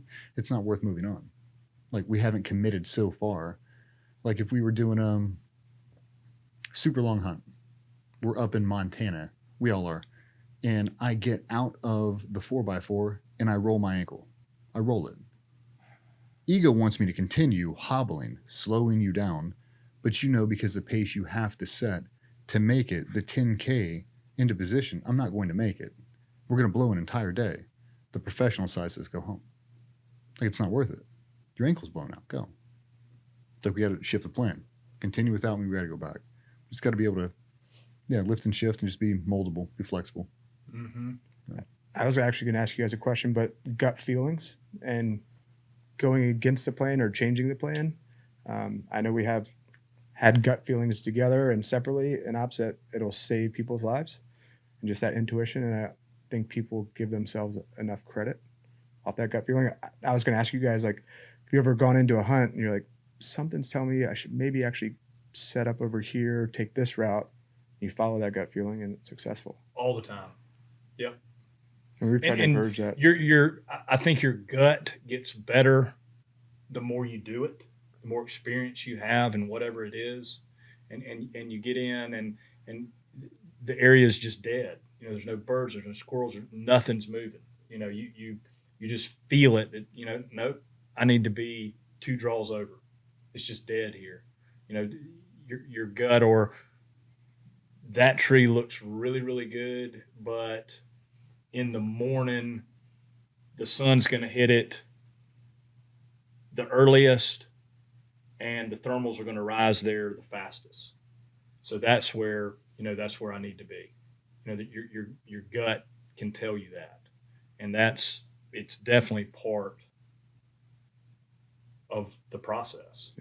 Listening to your gut.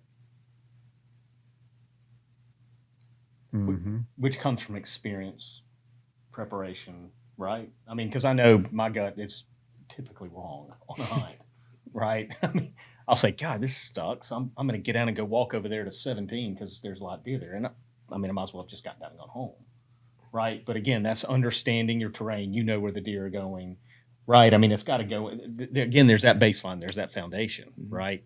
That makes it where your gut can help you be successful, right? Because you're trained, you're prepared. Whereas again, if you're not maybe a pro or you're the weekend guy who doesn't put the time into it, that gut can fail you though, right? Oh yeah. Yeah. I mean, it's not an exact science. You can't oversimplify it with this is where I think the deer are bedding. This is where they're going to feed. Yes, that's how it should work. But there's so much that goes into that. Just detail after detail after detail of how much pressure have they had, how old's the deer, the bigger deer is not going to travel with the herd. I mean, it's just there's so much that goes into that. But on paper, that's how most people look at it, and that's not how it always works out. Because that's how those deer get old and big and mature. They know how to avoid us. No, I mean, we say the same thing overseas. Like, you don't see 50-year-old terrorists because they were bad. Like, they're good at what they do. That's how they're alive that long. You know what I mean? Like, you've been in this game a long time. Like, you've been doing this since I was a child. You're still doing it actively. Like, it's not by chance.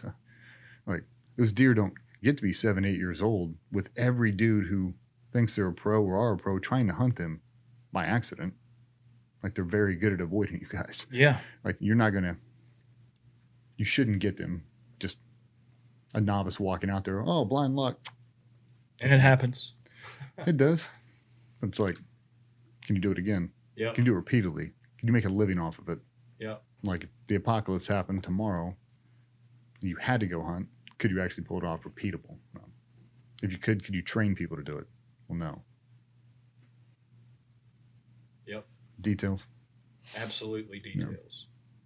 Joe, I think one of the things maybe that may be helpful is that we maybe skipped over a little bit is maybe for you to go into a little bit more of your background. You know, I mean, really going into depth kind of as to what started you with deer hunting, how you became so passionate about it to get to the point where you've developed a line of camo, you know, for whitetail deer hunting. Yeah, I was really fortunate. I grew up. My dad was a badass hunter. Still is. I mean, he's in his 70s and he loves it. And he was, pretty hard on me. I never forget. 12 years old, he handed me 243 and said, "All right, buddy, I've taught you, where they sleep, where they feed, the sign to look for. Have at it." And, I just kind of really went into the woods on my own and started deer hunting and figuring it out from the base he gave me. And it was a good base. I mean, my old man had the 11th largest whitetail ever taken in the state of South Carolina. I mean, he was special, or he is special. So he really started the base and the passion for me hunting. And as I got older, I just really fell in love with it, the predator-prey relationship. And I just fell in love with it. And got into college, played baseball in college, and, that ended in college. And, I wanted to chase my hunting passion, and I was always fascinated with Africa. And I decided to go over there and give it a go as a professional hunter.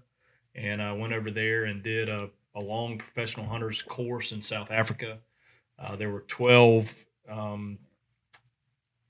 students, 11 South Africans and myself. The course was taught in Afrikaans and in English, so that was pretty difficult. It covered everything. It was harder really than any college course I ever took. Joe, so how did you find that course? What year was that? Man, it was 1998, 99. I mean, you didn't have the internet. Like, you weren't banging around on Faxes. Google. So I went to. You faxed a dude in South Africa and got in a plane and flew over there? So yeah. So I went to a thing called Safari Club International, and I got every single outfitter and professional hunters brochure that they had, and I just started faxing them. And I would get on a phone calls, obviously 6-7 hours difference. I would try and call them, and finally I had one that took me serious, and he told me about I was like, "I want to come work for you." He's like, "Well, you don't have any credentials." I was like, "I've hunted my whole life," and they said, "You have no experience with African game whatsoever. The first thing you're going to have to do is do a professional hunter's course." I was like, "I'm in. Sign me up. How quick can I get there?" So they, took a leap of faith with me and got it set up. And I went over there and did the course. And I mean, it's everything. It's how do you set a table with dishes properly? Which one's the red wine glass? Because you've got really high-end clients that are coming over and spending thousands of dollars to hunt, and it has to be professional. Snake bites, hemotoxic, cytotoxic, and neurotoxic venoms. How do you treat, snake bites, CPR, horn judging? You've got a kudu at 300 meters, and you have to be within 5%. Or his horn's 52 inches long, or are they only 48? And if you make that mistake, you tell the hunter, it's a record book animal, it's 52 inches. You get up and measure it, and it's 48. You're docked for that. You've pissed that guy off. So it was a lot that went into it. 6 of us passed, and the rest of the guys failed. And a lot of it was writing the law, like you had to know the laws. And then the shooting course really stumped some guys, because you had to take a 375 caliber or larger and put it in an index card at 30, 20, and 10 meters in 10 seconds with a bolt action rifle. And that was pretty challenging to do that. But I ended up passing the course and went and did apprenticeships for the next 5 years and got with some of the most badass professional hunters from Zambia and Zimbabwe that had grown up in Africa and did dangerous game. And I just studied under them for years and years and years, and finally ended up getting my professional hunter's license, and actually did some guiding in Mozambique and Tanzania on my own. And my wife and I, I came home after being gone for 3 months. We'd had our first child, and she kind of gave me an ultimatum and said, look, either you're going to be a professional hunter for the rest of your life, or we're going to have a family. It's not going to be both. And, I am, a family man. And I said, yeah, I'll figure something else out. This is too important to me. I'll figure out how to do the hunting stuff and, not be gone for 6 months at a time. And so worked it out, started Sporting Adventures International, which is basically like a travel agent for hunters. We book hunts all over the world for people. And, growing up in the South and being a whitetail guy, that has really, from a personal standpoint, always been my passion, whitetail bow hunting. And as that continued, and I got home from Africa, and it got to be really more and more important in my daily thought process. I knew that I wanted to figure out a way to make a living, doing some whitetail stuff, and other hunting experiences, hunting in the mountains and using some really technical gear that was geared for mountain hunting. I thought, there's nothing like this truly in the whitetail space, something really technical, really high speed, something they always say something that's going to keep you on the mountain longer, because something that'll keep you on the mountain longer, you're going to be more successful hunting. And so I thought, for me, it's something that's going to keep me in the tree longer. Something that when it's 95 degrees in August in South Carolina and I'm after a velvet giant, I'm not going to melt the whole time I'm sitting there. Something that's going to keep me reasonably at a reasonable temperature. And then, something that when you're in Kansas and it's 40 miles an hour and, -5, that you literally during the rut can sit in a funnel and sit there all day and be comfortable. And I wanted to bring that to whitetail. And that's basically what we did with Osseo gear. Is we created a gear line that's made for whitetail tree stand bow hunters to keep them in the stand longer, to help with their scent control, and the best camouflage pattern, based after a great horned owl, which is the most camouflaged tree predator in the woods, that hunts things that have this very similar eyesight to whitetail deer. And so we developed it, and man, it's been a whirlwind 2 years getting it out. And you guys know with your business, what it's like to do a startup, and it's exciting. It's a hell of a lot of work, but it's a passion and a business that I'm proud of, and look forward to, taking it on to the next level. Yeah. Like, when you first started talking about it, you broad brush that whole, how you started. It's like, I tell him, like, sounds like Dos Equis guy. Like, Joe's like the most interesting dude I know. Like, you think about it, like, there's no internet. You just clipping out of hunter magazines and just phone calls to South Africa to go out there and do that. Like, it's impressive, man. It is. But nothing is more impressive than the elephant story. Like, you've got to give the elephant story, because I tell it to everybody and I butcher it. But like, to me, like, that's one of those professional scenarios. Like, that's why. Yeah. Like, you can't prep for that. That course prepped you for that. Like, all the training, like that drill they had you do. That's why. Yeah. That's like you don't understand that when I'm 20. Nope. Why am I shooting 30, 20, 10? It's a charging Cape Buffalo. Well, yeah, it could be, but absolutely. And the anatomy of the animals, you just kind of gloss over during that part of the thing. But that zygomatic arch of the elephant that they kept talking about, you're like, yeah, that's where I get it. It's where his brain is. What's the big deal? Just, you shoot him between the eyes and it's the end of the story. No, when you're under duress and everything is slowed down and you are literally about to die, or your client is about to get trampled, and you throw up a 500 double, a 14-pound rifle, and everything is in motion, you find that zygomatic arch, you put the barrel there, and then you pull to the middle of the head, and that's where the brain is, and that's how you end it. And yeah, that's what the course, and really being with those guys that had been there, done that. I'm sure, like your team leaders, when you got into, the different squadrons or whatever, the guys that had been there and done it, really paying attention to them, and studying under them, not just going off half cocked and letting them tell me when I was ready. I always said that. I said, man, dangerous game hunting is a whole nother level, and I'm not doing this until you say, have at it. And they started me slow. I did Cape buffalo to start with, then a leopard, and then they, turned me loose for lion and elephant. Yeah. That's crazy. Will you just paint a scenario for the elephant incident? Yes. So I was with a client from Atlanta, booked a 21-day safari, and elephant was the top of what he wanted to get. Now, elephant hunting, we can go into all that about, the conservation of elephants. That's going to rub people wrong, right? Shooting an elephant, but there's a lot to that, a lot to unpack. But the hunter's dollars actually save elephants. An old bull like the bull that we were hunting, they get 6 sets of molars, and it takes about 8 to 10 years for one set to grind down. So when they get to be 50 years old, all they have to look forward to is a slow starvation. That's how they die. So when we track these bulls, we're looking for dung that is not digested. It's still got the full leaves and stuff in it.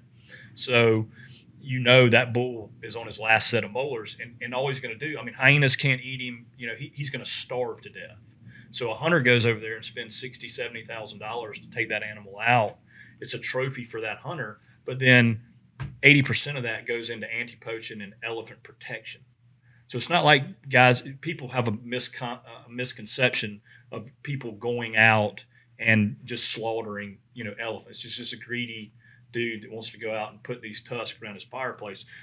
Very conservation minded. So just to get that out there. But so we're hunting this old bull, and we're driving out one morning right out of camp.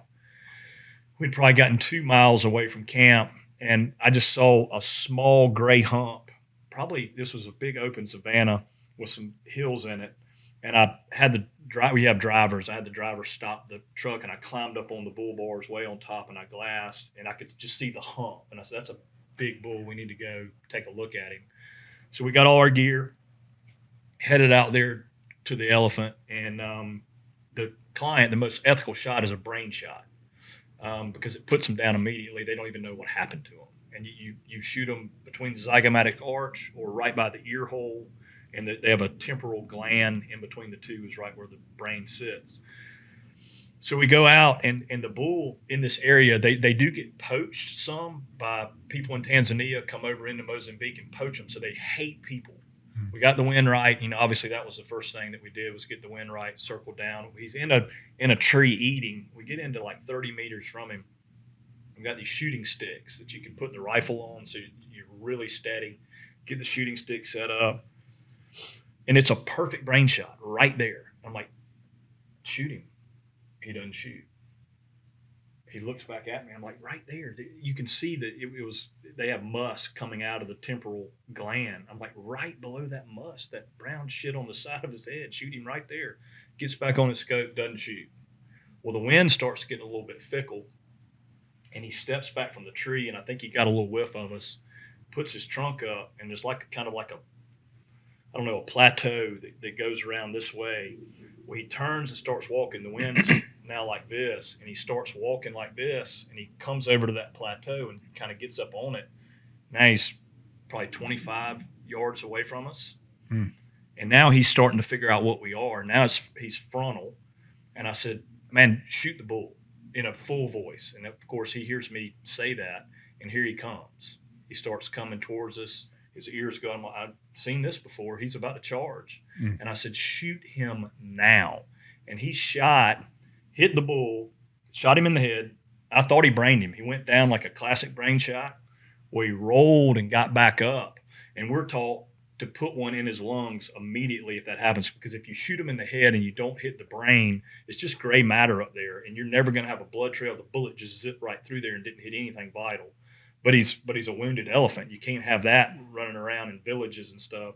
So I had a 500 double, shot him right behind the shoulder, and normally they haul ass, and then your second shot, you're supposed to break their hip. That's what you do, and then you knock them down, and then the lungs fill up, and they expire quickly. He didn't run. When I shot him in the shoulder, he turned around and charged flat out, and he's coming at us, and you got a 16 1,000-pound animal that's running at you wide open. And back to the training or the school, I had one barrel left, threw up, and got on the zygomatic arch, came to the middle of the head, touched it off, and his head rocked back, his ass hit the ground, and he fell over. And it literally, from here to those lights right there is where he fell, and it shook the earth when he hit the ground. I mean, it was the most intense shit I've ever been a part of. Oh, you damn right. Yeah, that was craziness. Like, but to be able to tell that story to a student, like, you've been to Ringling Brothers, brother. Like, you've never seen that thing charge. Like, you don't know what it really looks like up close. You've seen it from 300 feet. Like, just imagine, what is that, 20 feet? Yeah. Like, dude, that's a dinosaur, man. Like, to be able to paint that picture, like, this is why we train. Yes, sir. That's the why. Yeah. Like, we're not talking about the how, we're talking about the why. Like, you have to be able to do that, because if you don't, it's going to kill you. Yeah. Like, yeah, it's not a paper gonna kill target. you. Yeah, like, that isn't a 50-yard bow shot right now into a big ass hay bale. Like, that thing's going to kill you in 5, 4, 3, 2, boom. Yep. You got to be able to It's go. going to happen whether you want it to or not. He is coming. He smells us. He knows what we are, and he's about to stomp us into his toenails. Yeah, and people think that it's not reality. Like, oh, that's not going to happen. He's like, oh, I contracted Joe. I paid all this money. I flew out here. I'm going to go out here on this, with these guides. I'm going to shoot this elephant. It'd be great. Nope. Not today. It's not your reality. The reality is Joe has to save you. Yeah. That's why we paid that money. That's why he did that course. That's why he spent his entire adult life polishing those skills to save you at this moment right now, because you didn't believe it was actually going to happen to you. Yeah. That is your reality. Yeah. Joe had to save you because you couldn't save yourself. And I guess you guys always say the professionalism, and that's true, because you've got guys spending thousands of dollars. You have to have everything buttoned up. And that really helped me when I got home and started back into the whitetail game. It was with your old man in the South, it's traditional. You go out, you do your thing, you have your spots. He's helped me out, but it wasn't really hunting at a professional level. It was a weekend warrior thing. But after doing that stint in Africa, it definitely changed my game and got me to where I was taking the details really seriously. And I saw it consistently. I would get better every year. Bigger deer, other states, more destinations, interacting with bigger deer, finding bigger deer. And that really, I don't know how it was for y'all, but when you get into that arena of where you're finally starting to figure out the game, you're starting to hunt at a level that you didn't know you could do. You didn't, man, if I shoot a 140, that would be great. But then you get into a spot where you're consistently killing Boone and Crockett's and bigger deer with your bow. It becomes all encompassing, and that's what you want to fixate on. I think one point, and we were talking about it yesterday, that's transferable and relatable to everybody, but I was very curious about that specific event. Was you said that there was somebody kind of off to your right that was shooting, but you didn't hear anything, and you were just solely focused. Like, everything's blurred out except that main focus. I mean, I think it's transferable whether you're a mom carrying your kid and you got to draw, or in a hunt, or you're a cop or military. It's like you're 100% focused, dialed in, and you're just doing what you did training. It's just real now. You're prepared for the contingency, right? Yeah. Yeah. I mean, you obviously think you're going to stand there, right, and take it on. You don't think you're going to run. That's the worst thing you could do is run, but that happens. Guys get in that position and they run. They haul ass, leave their trackers, their client, everything there. That it happens. Oh, I bet. Yeah. I mean, it's all fun and games until it's really there. Yeah. Right. It's like, do you not think that was reality? That's why we did the training. That's why we did a safety brief. I told you that would happen. Yep. Yeah, it's like some people they don't want to accept it. They want to think that, yeah, it's just not going to happen then. That is going to happen. It's happening right now. Yep. But I mean, I think it's fascinating. Like, there's consequence to that. Like, if you go out there and your dope is off and you miss, that's what's happening. You got to be a pro. Got to have another round. Got to have a brief. Got to actually do what you say you're going to do. It's no different than CQB or any other stuff we talk about the military side. Like, do you really think you're going to do that? Like, if there's a dude on the other side of that door shooting through it, are you going to do that same thing? Well, no. Okay, well, now we've got an elephant charging you. We all said we weren't going to run. Why did you run? Yeah. You didn't think it was a reality? Of course it is. We talked about it for 15 minutes. I told you that was going to happen. Yeah, I mean, like, a lot of the conversation people just don't have. Like, you can save a lot of people with just relaying information, like personal experiences with some real color to it, like some real detail. Like, that's why.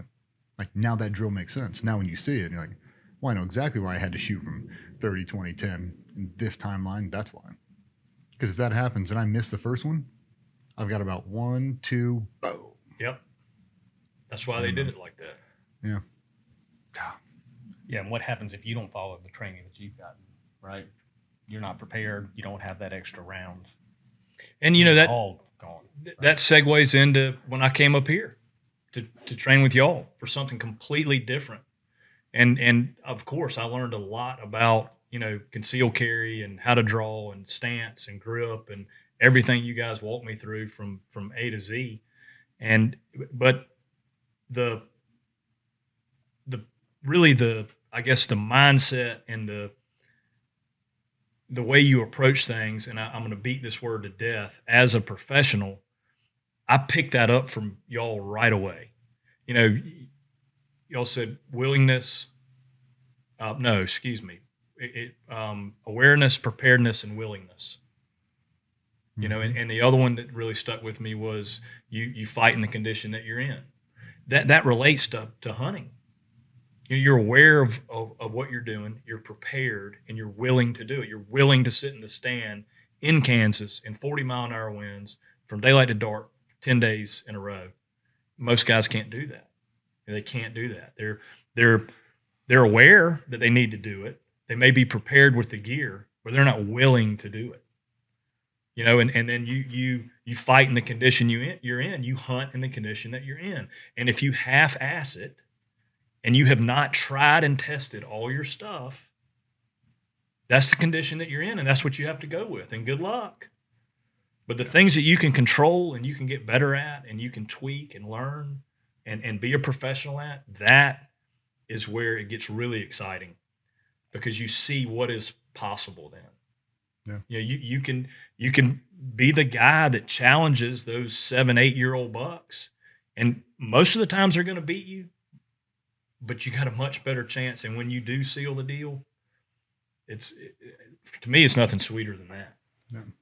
When we talk about pressurizing training, and our intent behind that is basically the chemical and physical reaction that you experience, which are very similar to hunting, especially shooting that elephant.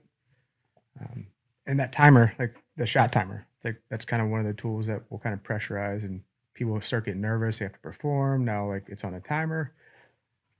How do you think we can knowledge transfer hunters with that same kind of chemical reaction in body? I mean, like my hands were sweating when you were talking about this bull running at you, and like my heart's jumping on my chest, but like my breathing is like slowing down. It just, I guess, after years of doing it. But how do we kind of help and prep hunters or just anybody in that situation? So the buck fever is a real thing. Target panic is a real deal. You get drawn, you pull your bow up, and you cannot put the pin on the vitals. It locks up, and you have target panic. That's a real thing that happens to people, and you have to get into that focused state that you were talking about earlier. You have to relax. You have to calm yourself down. It's gonna happen, and reset, and you just have to mentally overcome it. I mean, everybody reacts to it differently. Joe, isn't part of it, to me at least, and listening to what you guys do, and then, I've known Joe for 30 years, and so I've kind of watched him go from that guy in high school up to being where he is now and doing the gear. But isn't a lot of it what we've talked about earlier? I mean, the foundation, the details, the preparation, right? Because it's kind of like taking a test, right? We've all talked to our kids about taking a test, right? If you're prepared and you go in, you're going to feel confident, you're going to be ready for it. So is it not, I guess, and this is a question maybe for both of you guys, but isn't the preparation what gets you to a point to where you're less likely to have that, buck fever or freeze up, because you're going in there knowing I'm prepared. My gear is right. It's ready. I've practiced. I'm in good physical shape. So I am in the, I'm in the best position I can be to be successful. But I think even talking to you as you came back from these guys, that helped you. Right? Yeah. I mean, you were more confident in your abilities. I mean, that, again, maybe y'all go into that, but that's kind of one of the keys to not freezing up. Maximizing what you can control. The things that you can control is maximizing your understanding of it, your proficiency with it, and your ability to execute. And that's not sitting in the backyard on the patio with your target at a known yardage of 30 yards and zipping groups of arrows in there. Sure, that's fine. You're getting some reps in, you're getting some conditioning in, you're getting familiar with your equipment. But no, you need to throw the stand up in the backyard. You need to put the gear on. You need to put the safety harness on, the gloves on. You need to put all that on. I mean, you got collars on jackets, heavy jackets. In the summer when you're practicing, those collars can get in the way. You might have to tuck them in. You've got to practice with all that stuff because you don't know what it's going to be like if you don't. And what happens? Here he comes and you draw back and your collar's in the way and you let it go and it goes 2 feet over his back. And you've spent all this time away from your family, the money on the hunt, and you blew it because you weren't prepared. You weren't taking advantage of things that you can control. Well, that's a lot of what you guys teach, right? Yeah, I mean, it's unbelievable. Preparation, right? Yeah, I mean, like that awareness, preparedness, and willingness, like that whole concept, like that was brought up to me with like SAOC Tactical Group. Tom Kyer, it's a bunch of our combative instructors. He do a bunch of edge weapons, but when they went through that whole your awareness, situational awareness, preparedness, how much time have I actually put into being able to deal with all those little environmental changes and social interactions and everything in between, and then my willingness to actually do it. Most people lack on the willingness part. They haven't really put in the time because they've been so focused on learning a skill set vice a mindset. When you overlay them, skill set and mindset become one. That's when you really become a pro, because now you're training them both equally. Like, yeah, I can sit on the range and I can burn through 1,000 rounds of 9mm. I could go to the range and I could burn through 250 rounds purposeful with intent behind them and get the exact same thing done. And then I have the rest of my day to mentally prepare for whatever I'm getting ready to do. Like a lot of guys, like as soon as it's over, they shut it off and now we're playing Xbox or we're doing whatever. Well, that guy's not. That guy's just on topic all day long. When he drives home out of the stand, he's just thinking about everything he wish he would have done, and he's prepping for when he gets home. As soon as I get home, I'm deconning this, I'm hanging out all my clothes, I'm not washing them because I'm gearing up for tomorrow. I've got to let everything air dry out in the back. Just everything. All the little details, he's constantly just elevating his game, but he's taking detailed notes. Maybe not physical notes, but mental notes. Ones that you retain over 30 years. Because he just stays on topic all the time. But that's his chosen profession, whatever it is. If it's surfing, that dude's thinking about surfing all day long. In the middle of that meeting right now, when he goes off into that distance, it's like that meme with a guy who's rolled over in bed and his wife's rolling the other way. I bet he's thinking about women. He's like, oh God, I'm thinking about the Broncos game. You know what I mean? Like, right. It's no, like that dude's just thinking about his craft. Like he's thinking about the hunt. He's thinking about, God, I know I set my alarm clock for 4:15, but if I get up at 4, that'll give me 15 minutes. Like, I'm not going to be in a rush. It'll save me time. Yep, call 4 a.m. Like, you know what I mean? It's not just, there's no arbitrarily doing anything anymore. Like, everything has a purpose because you realize that those little things that everybody else bypasses, that's what makes Tom Brady fucking Tom Brady. Yeah, for sure. Like, if you want to do it at a super elite level, like the best of your, not the best in the world, the best you could possibly do, that's what it is. It's being able to do the things that other people just bypass. Yeah. They see it as a shortcut, and you're like, I don't take that shortcut because that extra angle gives me more repetitions than you do. Like, I'm not shortcutting that because I understand the journey is the experience, and that overlays, that's not worth the 15 minutes I can shave off. Like, those 15 minutes are giving me more experience than you. You know what I mean? Like, yep. Prolonging some of the journey because you realize it's worth its weight. Like, I don't have to trim off everything. I don't need to make this hunt 2 hours. I can make it 6 because I'm learning. I'm not wasting time right now. I'm a student of the craft, constantly elevating my game. I think that's That's what it is with everything. It's just surround yourself with people that are better than you and just mirror what they do. Don't copy it. Make it your own. It's the whole knowledge transfer. I can take everything you do, and then I just make it my own, and I harness it for 30 years. This is my formula. This is what works for me, and this is why everything. Like from sock selection, how you tie your shoes, like everything. Like there's a why for everything. There should be. Yeah, yeah. Why are you doing it? That's the main thing I tell guys is, why are you doing it like that? Yeah. I don't know, because so and so said to. Well, why? I mean, you've got to have a plan, right? There's got to be an idea of where the deer are coming from, where they're going, what wind direction, what all are you working on. I mean, it's got to be a plan in place, and you got to ask yourself why you're doing every step of what you're doing. Yeah. I mean, a lot of guys, like, when we came down here for you, like most guys, you show up and you're shooting whatever gun, and that's the gun we shoot. Like, we do the grip selection. Like, hey man, like, I know we're going to train with what you brought down here, but you might have the wrong gun for your hand size. Like most people they teach you how to shoot because it's a novelty. Like, it's not what we're doing. I'm trying to make that thing right because the ownership and the responsibility you have to handle that firearm, especially in a concealed carry fashion, it's monumental. Like, I think it deserves the respect to have every bit of detail put into it. Like, not an okay grip, not a stipple's okay. It's okay. You're about to save somebody's life with it or in one. Like, I think it deserves to be a little better than okay. Yeah. Why don't you take 15 minutes and make it to you? Like, that's what we talk about. Like, oh, you don't like the stipple on your stock Glock 19? Oh, shit. Why don't you take 15 minutes, get on YouTube and tailor it to your hand? Take a little file, and that little piece that gives you a little notch in your hand you don't like right now, let's bevel it off.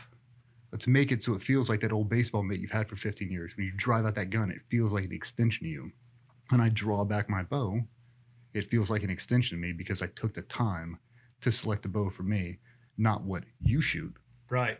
What I need to shoot to be able to deliver that arrow right there every time. Yeah, and that, I picked up so much of that when I came up here. You guys that are at the, top of their craft, it doesn't matter what they're in. If it's Steve Jobs or Jordan or you guys or, whoever, when you're around people like that, they operate differently. They truly daily, the way they approach the day is different. And man, I picked up a ton of that, and it absolutely translated into my hunting season. One of the best ones I've ever had this year. Just doing things the right way. You get the chess, not checkers comparison. You get a bunch of guys out there playing checkers. Well, that's cool, but nobody's going to remember your name. They're just not. Like, you're up there playing checkers all day long, posting on YouTube. Like, no one gives a shit, dude. Yeah. Like, you're only going to take that thing as far as you're willing to go. And right now, you're not willing to put any considerable time. That's why you're an amateur. I mean, at the end of the day, that's what it is. Like, you're just not willing to put in the time to become a pro because you think that there's not a real difference. It's like, yeah, you played college football for Hampton Roads. You're not Tom Brady. Nope. No, like, there's a big difference, dude. And the way Brady approaches every day, everything that he puts in his mouth, every stretch, every minute of his awake, the time when he's awake, it's purpose driven. It has to be at that level and maintain it. Like, if you want to be a one-trick pony, do it one time. That's cool. You did it once. Do it for a career. Do it for 35 years. Yeah. Consistently. It didn't have to be fancy to be effective. But I think a full understanding of the why, and then an obsession of the how, and then marrying them both up, like, it gives you opportunities that most people don't even see. Like, that dude's not even thinking about that. Right. Like wind direction and thermals. Like, you say it to a normal person, like, I mean, I got my Cabela's boots on. You know what I mean? Like, yeah. They went to Walmart and they bought an outfit, they bought overalls, and they walk out in the stand with a soybean field and they shoot a deer. Oh, yeah, they've hit the target 20 times in the backyard. Yeah. No, Right, like, when it was sunny and 78. But that's Little League football. Yeah. Right? It's awesome. Nobody wants to play that as a 40-year-old adult. I don't. No. Like, I don't want to do anything half-ass. That's why I tell this dude, like, I don't have time for another hobby. Like if we want to stop doing this and start doing that, like I'm in. But I don't want to do it half-ass. I don't do anything at 20%. Let's start eliminating excess noise and let's focus. Like you want to go crazy, you want to start hunting. Like I'm in. We got to start dropping off some stuff because I ain't doing it at 40%. Like to me, like it deserves more. It just does. Like I haven't hunted in 20 years. Like outside of humans, I haven't. But I mean, like I don't have the time to do it half-ass. I grew up duck hunting. I haven't done it since '99. Like I don't have the time, and I don't want to. I think that craft. I think that industry deserves you to take it seriously. I think it does. I think the lineage of hunting itself deserves professionals to do it. I do. Yeah, I agree. And the excitement you get out of that, the satisfaction of doing things the way they're supposed to be done and really putting in 100% of your effort, it's rewarding, man. I mean, to see the end state, as y'all say, to see it. And, you know, you're matching wits with the smartest deer in the woods. Most guys don't even know they're there. And that's the one that you're targeting. And it gets me fired up. It really does. I mean, it's a passion that's just severe. Yeah. Do you think the environment, and I'm kind of comparing the two with kind of the weapon tactical environment and the hunting environment, is limiting the individuals because they don't want to get out of their comfort zone or they're embarrassed to ask the right questions or even ask a question in general? So at least what we've seen, like the gun stuff, like you come with your guns, like you don't know what you don't know, but I mean, it's an awkward environment. Like you decide to finally go in and pick out a gun and what looks pretty, but may not be the right gun for you. And they don't want to ask a question. And now they got this thing that is limiting their performance and they're already embarrassed to be something new and I'm kind of relating it to the hunting in the sense of people just picking a piece of gear because they saw somebody shooting it. It's not the right piece of gear. They're not going to ask the questions. Like, I don't know. I walk into Cabela's or Shields or whatever. It's like, that camo looks good. And one, either there's no one there to educate me or the person that's there is not educated or I'm just new and I'm intimidated already just picking up a new hobby. And we're trying to change that environment. I see a lot of gun companies just in general changing that environment. But you kind of see that in hunting as well. Big thing is ego. Hunting, there's huge egos in hunting. So it's my way, just because I can't be wrong. You see a ton of that, and then you see a lot of the sponsorship stuff. You know, YouTube Bob has got a YouTube channel, and he says this is the bow that you've got to have, but there's no real why behind that or no real proof. And so yeah, it is. I would say ego is the big thing for guys.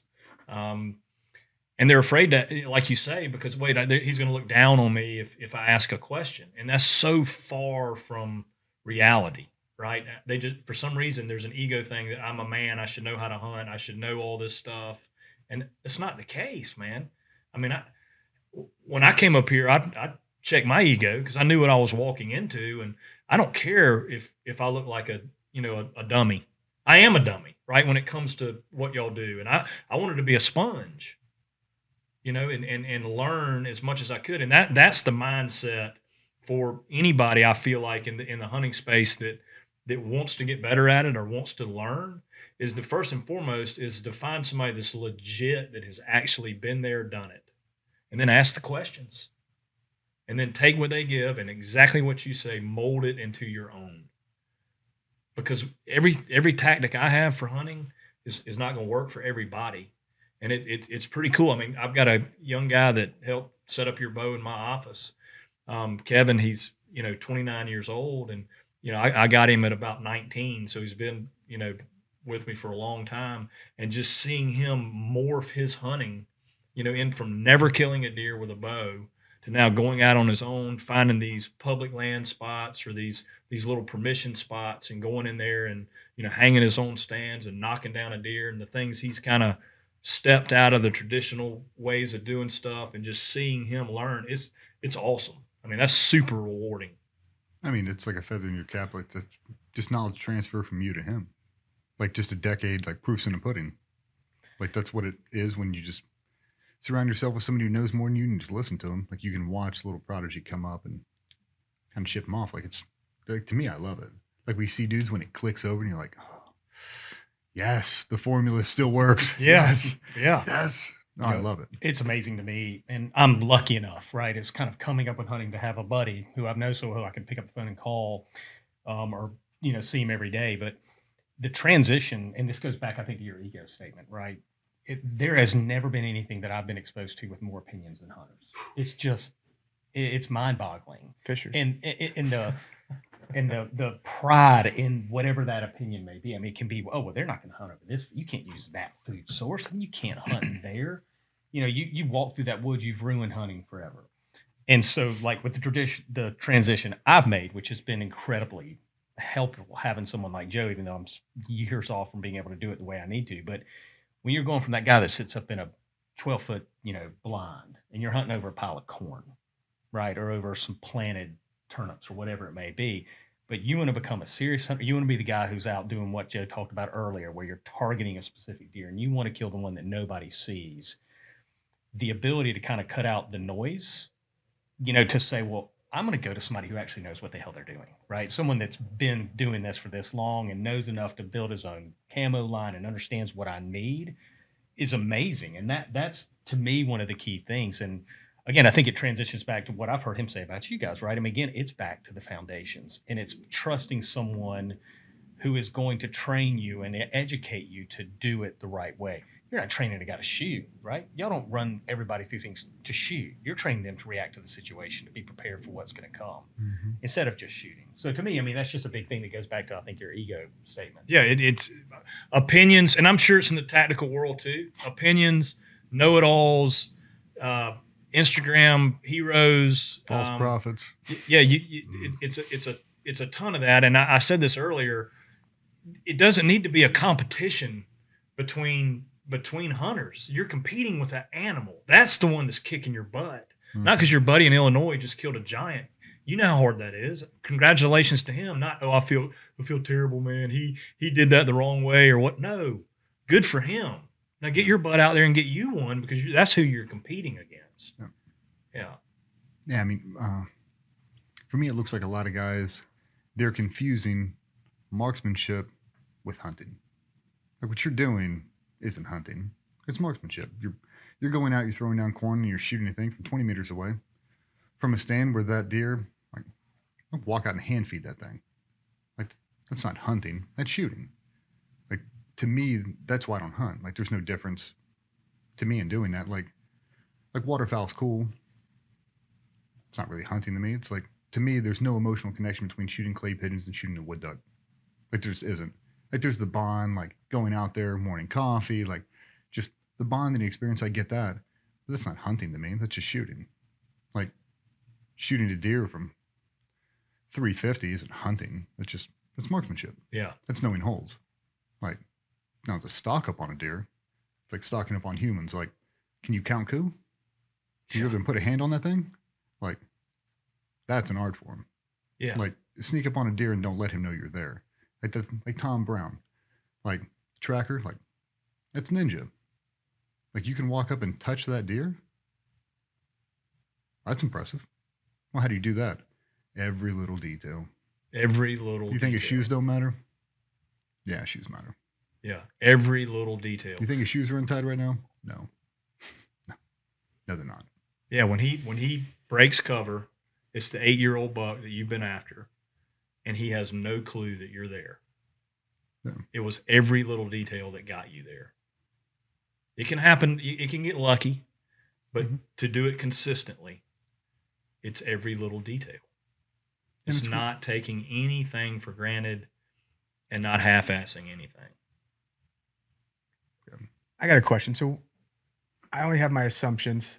What is a camaraderie, culture, environment when you come back from a hunt? And I don't mean like finish a hunt, but go back to the cabin, campsite, whatever. I have my experiences, how ours was or is. It's very similar because I feel like people may be missing out on that. And I think it's equally as special, feeling a part of something. And I don't know if it's accountability either, but just, I mean, the environment and the culture, and it's a positive thing. You can sit there and bullshit about how you pissed off your wife because you just went on a hunt trip for 10 days or whatever it is, but it allows you to cut loose and just take life a little less serious, have fun. Yeah, you definitely have that. You know, some of the guys that I actually hunt with are, you know, they're pretty darn serious about it too. So when we get back, you know, at night or whatever, we're still scheming and strategizing and looking at trail camera pictures and maps and saying, no, I need to move this, that, and the other. But when the hunt is officially over, you know, everybody's tagged out or whatever it may be, and yeah, I mean, you know, you've got like-minded guys that you know, like to enjoy the success of the hunt, and that's a lot of fun. I guess like you guys flying home from a deployment. You know, I guess while you're on deployment, I mean, you're in the game 24/7. But then when you fly home, it's cheers, let's have a beer. You know, this has been a good one. And you're right, the camaraderie. I mean, lifelong friends that you know I've met, you know, through some hunting shows and stuff that are alpha male hunters. That, you know, we hit it off, and we, you know, it's our wives are now friends. You know, I mean, we're buddies. You know, lifelong friends that you make, because I think it's a common, you know, it, it's a it's something that you both are so passionate about. You understand each other, and I think that's a big part of it. Mm-hmm. It's probably great you guys don't really have to communicate very much. DJ and I can sit there and enjoy each other in silence. You have a full conversation with Yep. them, but a nod no. Yep. Mhm. Mhm. Yep, Same sort of thing. We're on the same page. exactly right. Yeah, no, that it the bonding there, I mean, and it's, you know, you guys are friends with guys like you, right? And you know, if you looked at my friend set, or, you know, really good friends, I mean, they're guys that really take hunting seriously. Yeah, I mean, and all those things, it's one more. When we talk about file folders, I'm brand new into hunting. I've got 5 years under my belt. You've got 35 years. Every time I sit down with you and you go story time, that could be just story time with Joe. Or I could actually listen. I could listen to the detail of the story, and I could put myself there, and I could take your file of information, your experience, and I could drop it in mine, because I'm focusing on the things that aren't the things that everybody else is focusing on.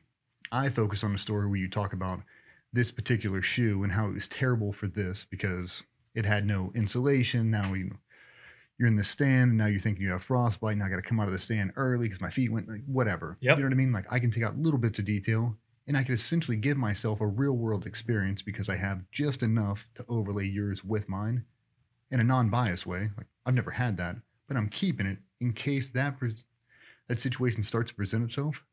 I have an answer for it. At least I have something to do. I'm not just waiting for the full thing to develop. I can get 3/4 way through and be like, I remember when Joe was talking about these shoes. Like, these things feel like shit right here. I'm not wearing these things tomorrow. And I can kick them off. Yep. Right? Like, just to sit there and be part of the conversation, but taking notes out of the conversation. We're not just letting it pass in one ear and out the other. Like, digest everything they're saying. Like, every person you can learn from, especially if they're in your same field, whether they're good or not. Good instructor or bad instructor, you can learn from everybody. I think that's what we do a lot. Just students, like, I was a hard student to teach, man. I was hard. I have to do it repetition. I have to watch you do it. I don't need you to really tell me, but I need to watch you over and over and over. Like, it takes me a long time to learn, but once I do, I'll just obsess over it until I make it my own. Mm-hmm. And it takes me longer than more people, but I don't care because it'll take me a decade. But after that decade, I'll have it. You got it. Yep. Got it dialed. And I'll make that thing real special. Like, I'll make that thing my own. Yeah. But it takes me longer, but I don't care because I enjoy the progression. Like, that's what we talk about more than anything. It's like, you can't rush that. You can't rush the progression. You can't just, well, I know, Joe, I'm going to go buy all this gear and I'm going to go to the curtain stand and go hunt. No. There's a major progression, and that's part of it. It's how you get the experience. It's surrounding yourself with people that are fixed on it, like martial arts guys. Brazilian Jiu-Jitsu. Oh, Cole's a really good wrestler. Like, he grew up wrestling. Let's give him a black belt. He's a good dude. Like, yeah, you can do a couple chokes. No. You ruin the entire legacy of everything when you do that. When you try to rush the progression, we see it in skydiving, everything. It's like people want to do this one thing. Like, I really want to do a 2-mile shot. Okay, for what? Well, I want to do this hunt. Well, hey, brother, you're 425 pounds. Like, you're not going on that hunt. It's at 10,000 feet. And like, well, Well, they get their feelings hurt. That one-trick pony concept doesn't work in reality. There's a physical component to that one. Yeah. You want to be a pro, you got to do the whole thing, not just part of it. Yep. Like, that's what people don't want to hear. Yeah. do the Certainly, whole they don't thing. want to hear it in the whitetail game. Oh, I don't need to be in shape to whitetail hunt. I couldn't disagree with that more. Well, not if you're hunting sea level in a 5-acre plot with a feeder. Right. Yeah, you don't Yeah, need you to. don't. Yeah. Yeah, again, you're not hunting. Right. You're shooting. That's it. It's a big difference. Like, I shoot all the time. We're about to go shoot this weekend. It's not hunting. It's not hunting humans. It's not hunting whitetail. It's nothing. You're an amateur. That's why you just shoot. Big Yep. difference. Big I difference. think like verbiage matters. Like, the words coming out of your mouth matter. The details matter. Like, you're not hunting. You've never hunted, actually. You've walked out there and stood in that stand and you shot things. You've shot things. You haven't hunted anything. Like, hunting to me is a mindset more than a physical thing. It's what it is. Like, I'm doing my homework. Like, I'm hunting you. It's not a physical thing. I can hunt you on the internet. I can build an entire dossier on you. It takes me 6 months to build, and I know everything about you. I'm hunting you. There's no physical component to it. If I decide to go do the action, now I've completed the cycle. But it's the preparatory work that I think is what most people, they don't do. And it's like the same way you hunt a whitetail. Like, you've got this monster dude. I'm doing the exact same thing for you. Got to find out where you live. Got to find out where you go. Got to build your whole little pattern of life. Then I've got to be able to dissect it and then ambush you at any point throughout the day. That is exactly right, and that's the parallel I saw. Again, apples and oranges. I mean, you guys are hunting things that shoot back, deer don't. But the parallel to the way you prep for those missions is the same if you want to hunt whitetail deer at a high level. It's no difference. So, and people will, everyone wants to argue, people say there's no parallel. They're like, well, no, because they're in the military and they shoot people and, you know, they can kill them. Okay, exact same scenario, but now you're not allowed to kill him. You ever tried capturing a dude who's got a team of 6 people with him, all armed with AK-47s, and you can't kill him? There's a hunt. Why don't you come get this dude you can't kill, and he looks like everybody else? You don't really have a photo of him, so how are you going to get him now? You're not allowed to kill him. That's a hunt. Yeah. Do your homework now. Launch into some weird foreign country in a language you don't speak, people that don't look like you, and try to steal that guy from 6 people armed to the teeth trying to protect him. Go do that one. That's a hunt. Yeah. Like, tell me details don't matter now. I think that's one of the things I'm most excited about. It's like, I know that feeling, and I can't wait to hunt. And I think that's why I've gravitated towards bow hunting as well. It's like, you have to know everything, and like the stock, like the gear, the shoes, the clothing, the wind, everything. It's a ton that goes into it. And when you get that, when you take that trail camera out and you put it out and you get that deer, he comes slipping through there and you see and you're like, that's the one. That's the target.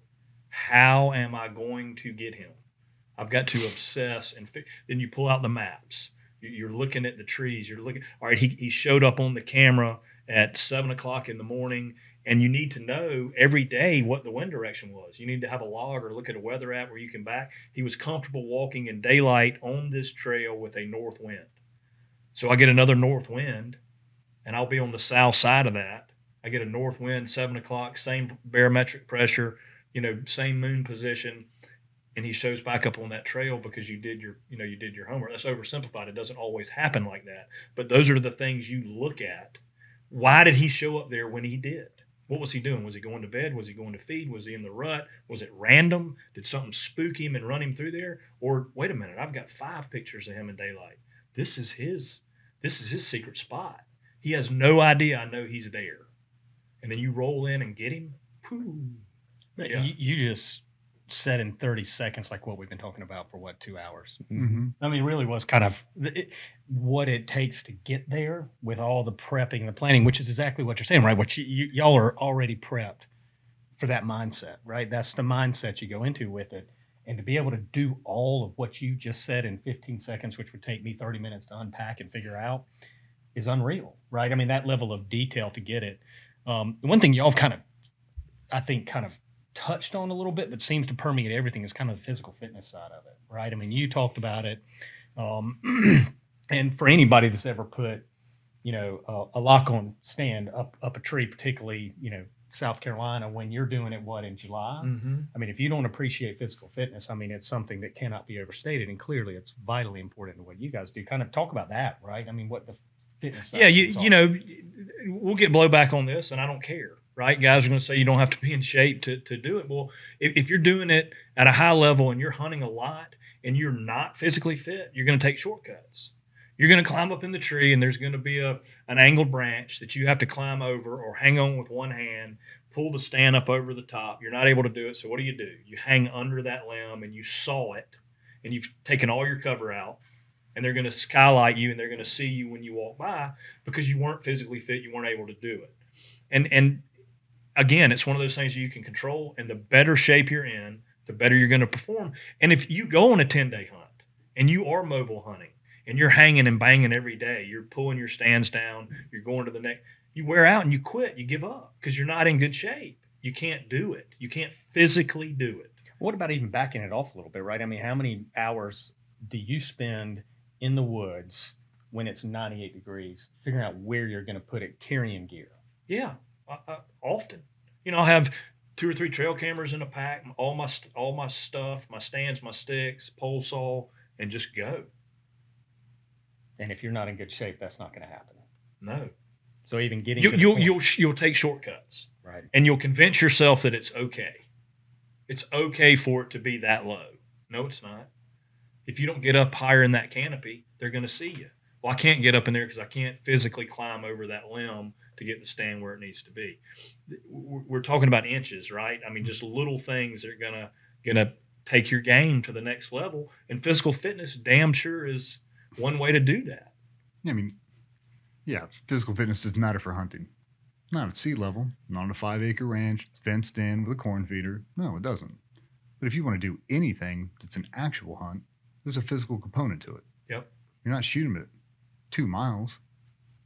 Like, you have to physically get there. Like, when you and Vernon trained up for your big hunt on the China border, like, what elevation were you at? 11,000 feet. 11,000 feet. Show me a dude who's ever walked at 11,000 feet and tell me physical fitness didn't matter. Oh. You won't find a single person. You'll only find people at sea level because you've never been to 11,000 feet because you ain't got the physical stamina to even get there. You ain't got the work ethic to book the plane ticket to fly to 11,000 feet and have the balls to get out of it and actually walk. That's a fact. You just don't. It won't be better. Like, my first deployment to Afghanistan, I'd never been there. We had 3 rotations to Iraq, and I got off that airplane and my heart dropped. I was so taxed unloading bags out of the fucking airplane. I couldn't believe it. Like, we went out and played speedball, like football. And dude, the first round, I was like, oh, this is very different. This is not going to be good. And all the old guys that have been doing these rotations, you see them getting ready for it. I'm young. I'm in shape. Altitude ain't going to be a thing. I'll acclimate really fast. We're good. You're not good. Nope. You're not good. All these dudes that are in their 40s are on Stairmasters with VO2 max machines because they know what it's going to take. And they all have body armor on. They're not running. They're training for the job. They're training because they know that you can't beat the elevation. You have to walk from here to there. It's 10 kilometers with 135 pounds of shit on. And once you get to said location, the hunt starts. Yeah. The hunt isn't taking into consideration the physical labor to get there. And that target knows that environment. He's comfortable in it. Yeah. The deer as well. Yeah. That's his home. That's, the target you're going after. You got to be there with enough in reserve to actually continue the hunt for 10 days. Like, that's a long time, dude. Yeah. You're humping everything in and out. That's a huge physical component. Now you have to kill the animal and bring that out with you. Yep. Like, how much does that thing weigh packing it out? Oh, you have, you're probably bringing 80 pounds of meat a person, and then all your gear on top of that. How much you slick on the way in, or how much is everything on the way in? 50, I try to keep my pack right at 50 pounds. It's a lot of weight to move at 11,000 feet, man. Yes, sir. I mean, we talked about it earlier. Like, we were saying 8 steps, stop and take a break. People that have never hit a level of physical exertion to where you don't think you can make it, like when you start second guessing your legacy and your name, like, I might have to quit on the side of this mountain 11,000 feet. I might have to dump this animal out just so I can make it home alive. Call in the helicopter. Yeah. Like, people don't know what that physical exertion looks like. Like, you've never been there. You've never been in the ocean and think, I might actually drown. Like, I might drown surrounded by all these people here because I'm so exhausted, I'm not going to make it. People just haven't hit that before. And once you do, you realize there is a physical component to everything. And more often than not, it's the difference that Yeah. keeps you alive. Yeah. For whitetail, what's it going to hurt? If you're in great shape, how's that going to hurt you? It can only help you. Only help So you. why in the hell wouldn't you do it? Yeah, like no one dies from being in too good a shape. And I'm not talking about being an Olympian. I'm not talking about being Mr. Olympia, some bodybuilding. I'm talking about a C average student. Yeah. Just don't say, no, I can't do that. We can't do what? Like, just walking around with an extra 60 pounds of fat benefit me in any way for hunting? Nope. So get rid of it. Yeah. It's another thing you can control. Exactly. Like, it makes you better.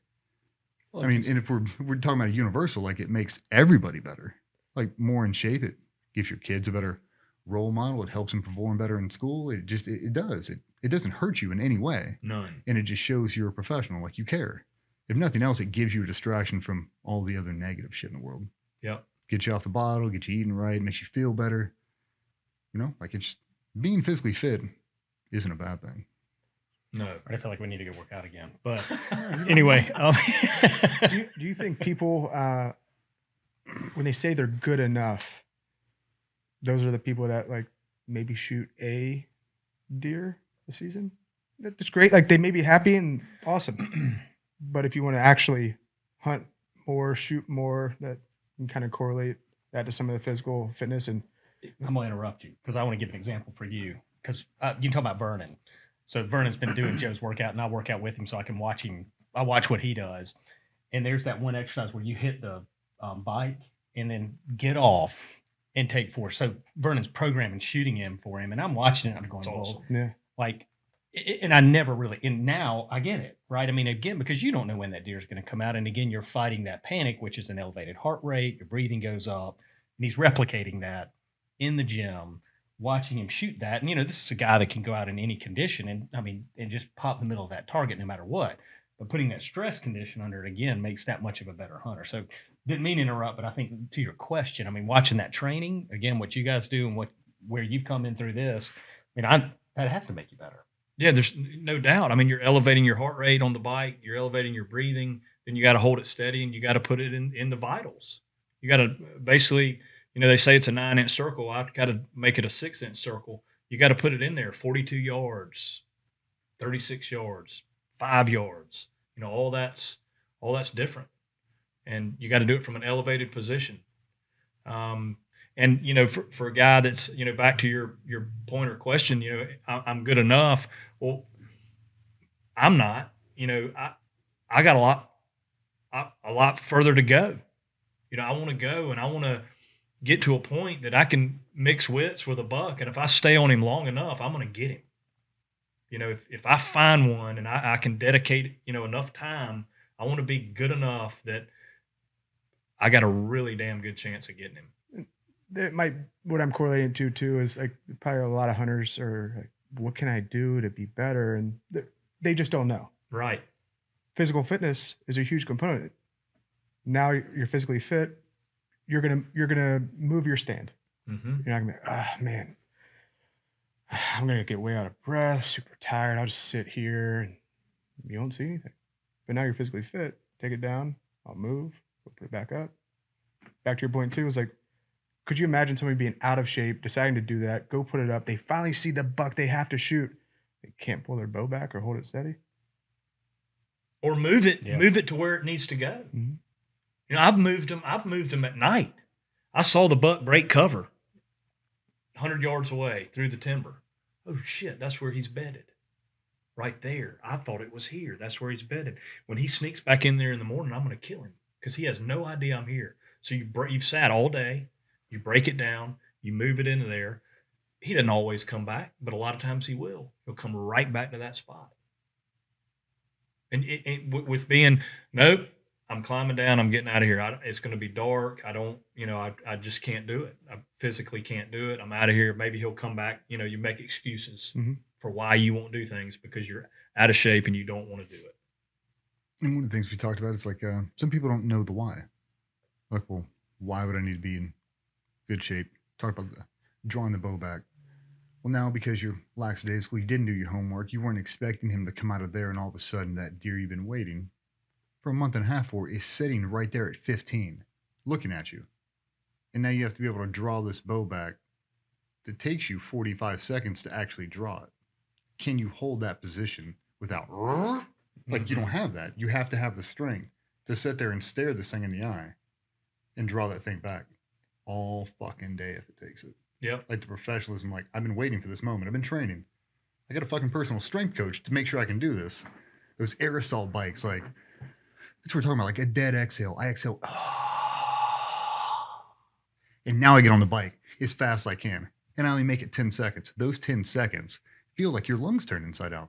Now draw that bow back and hold it for 60.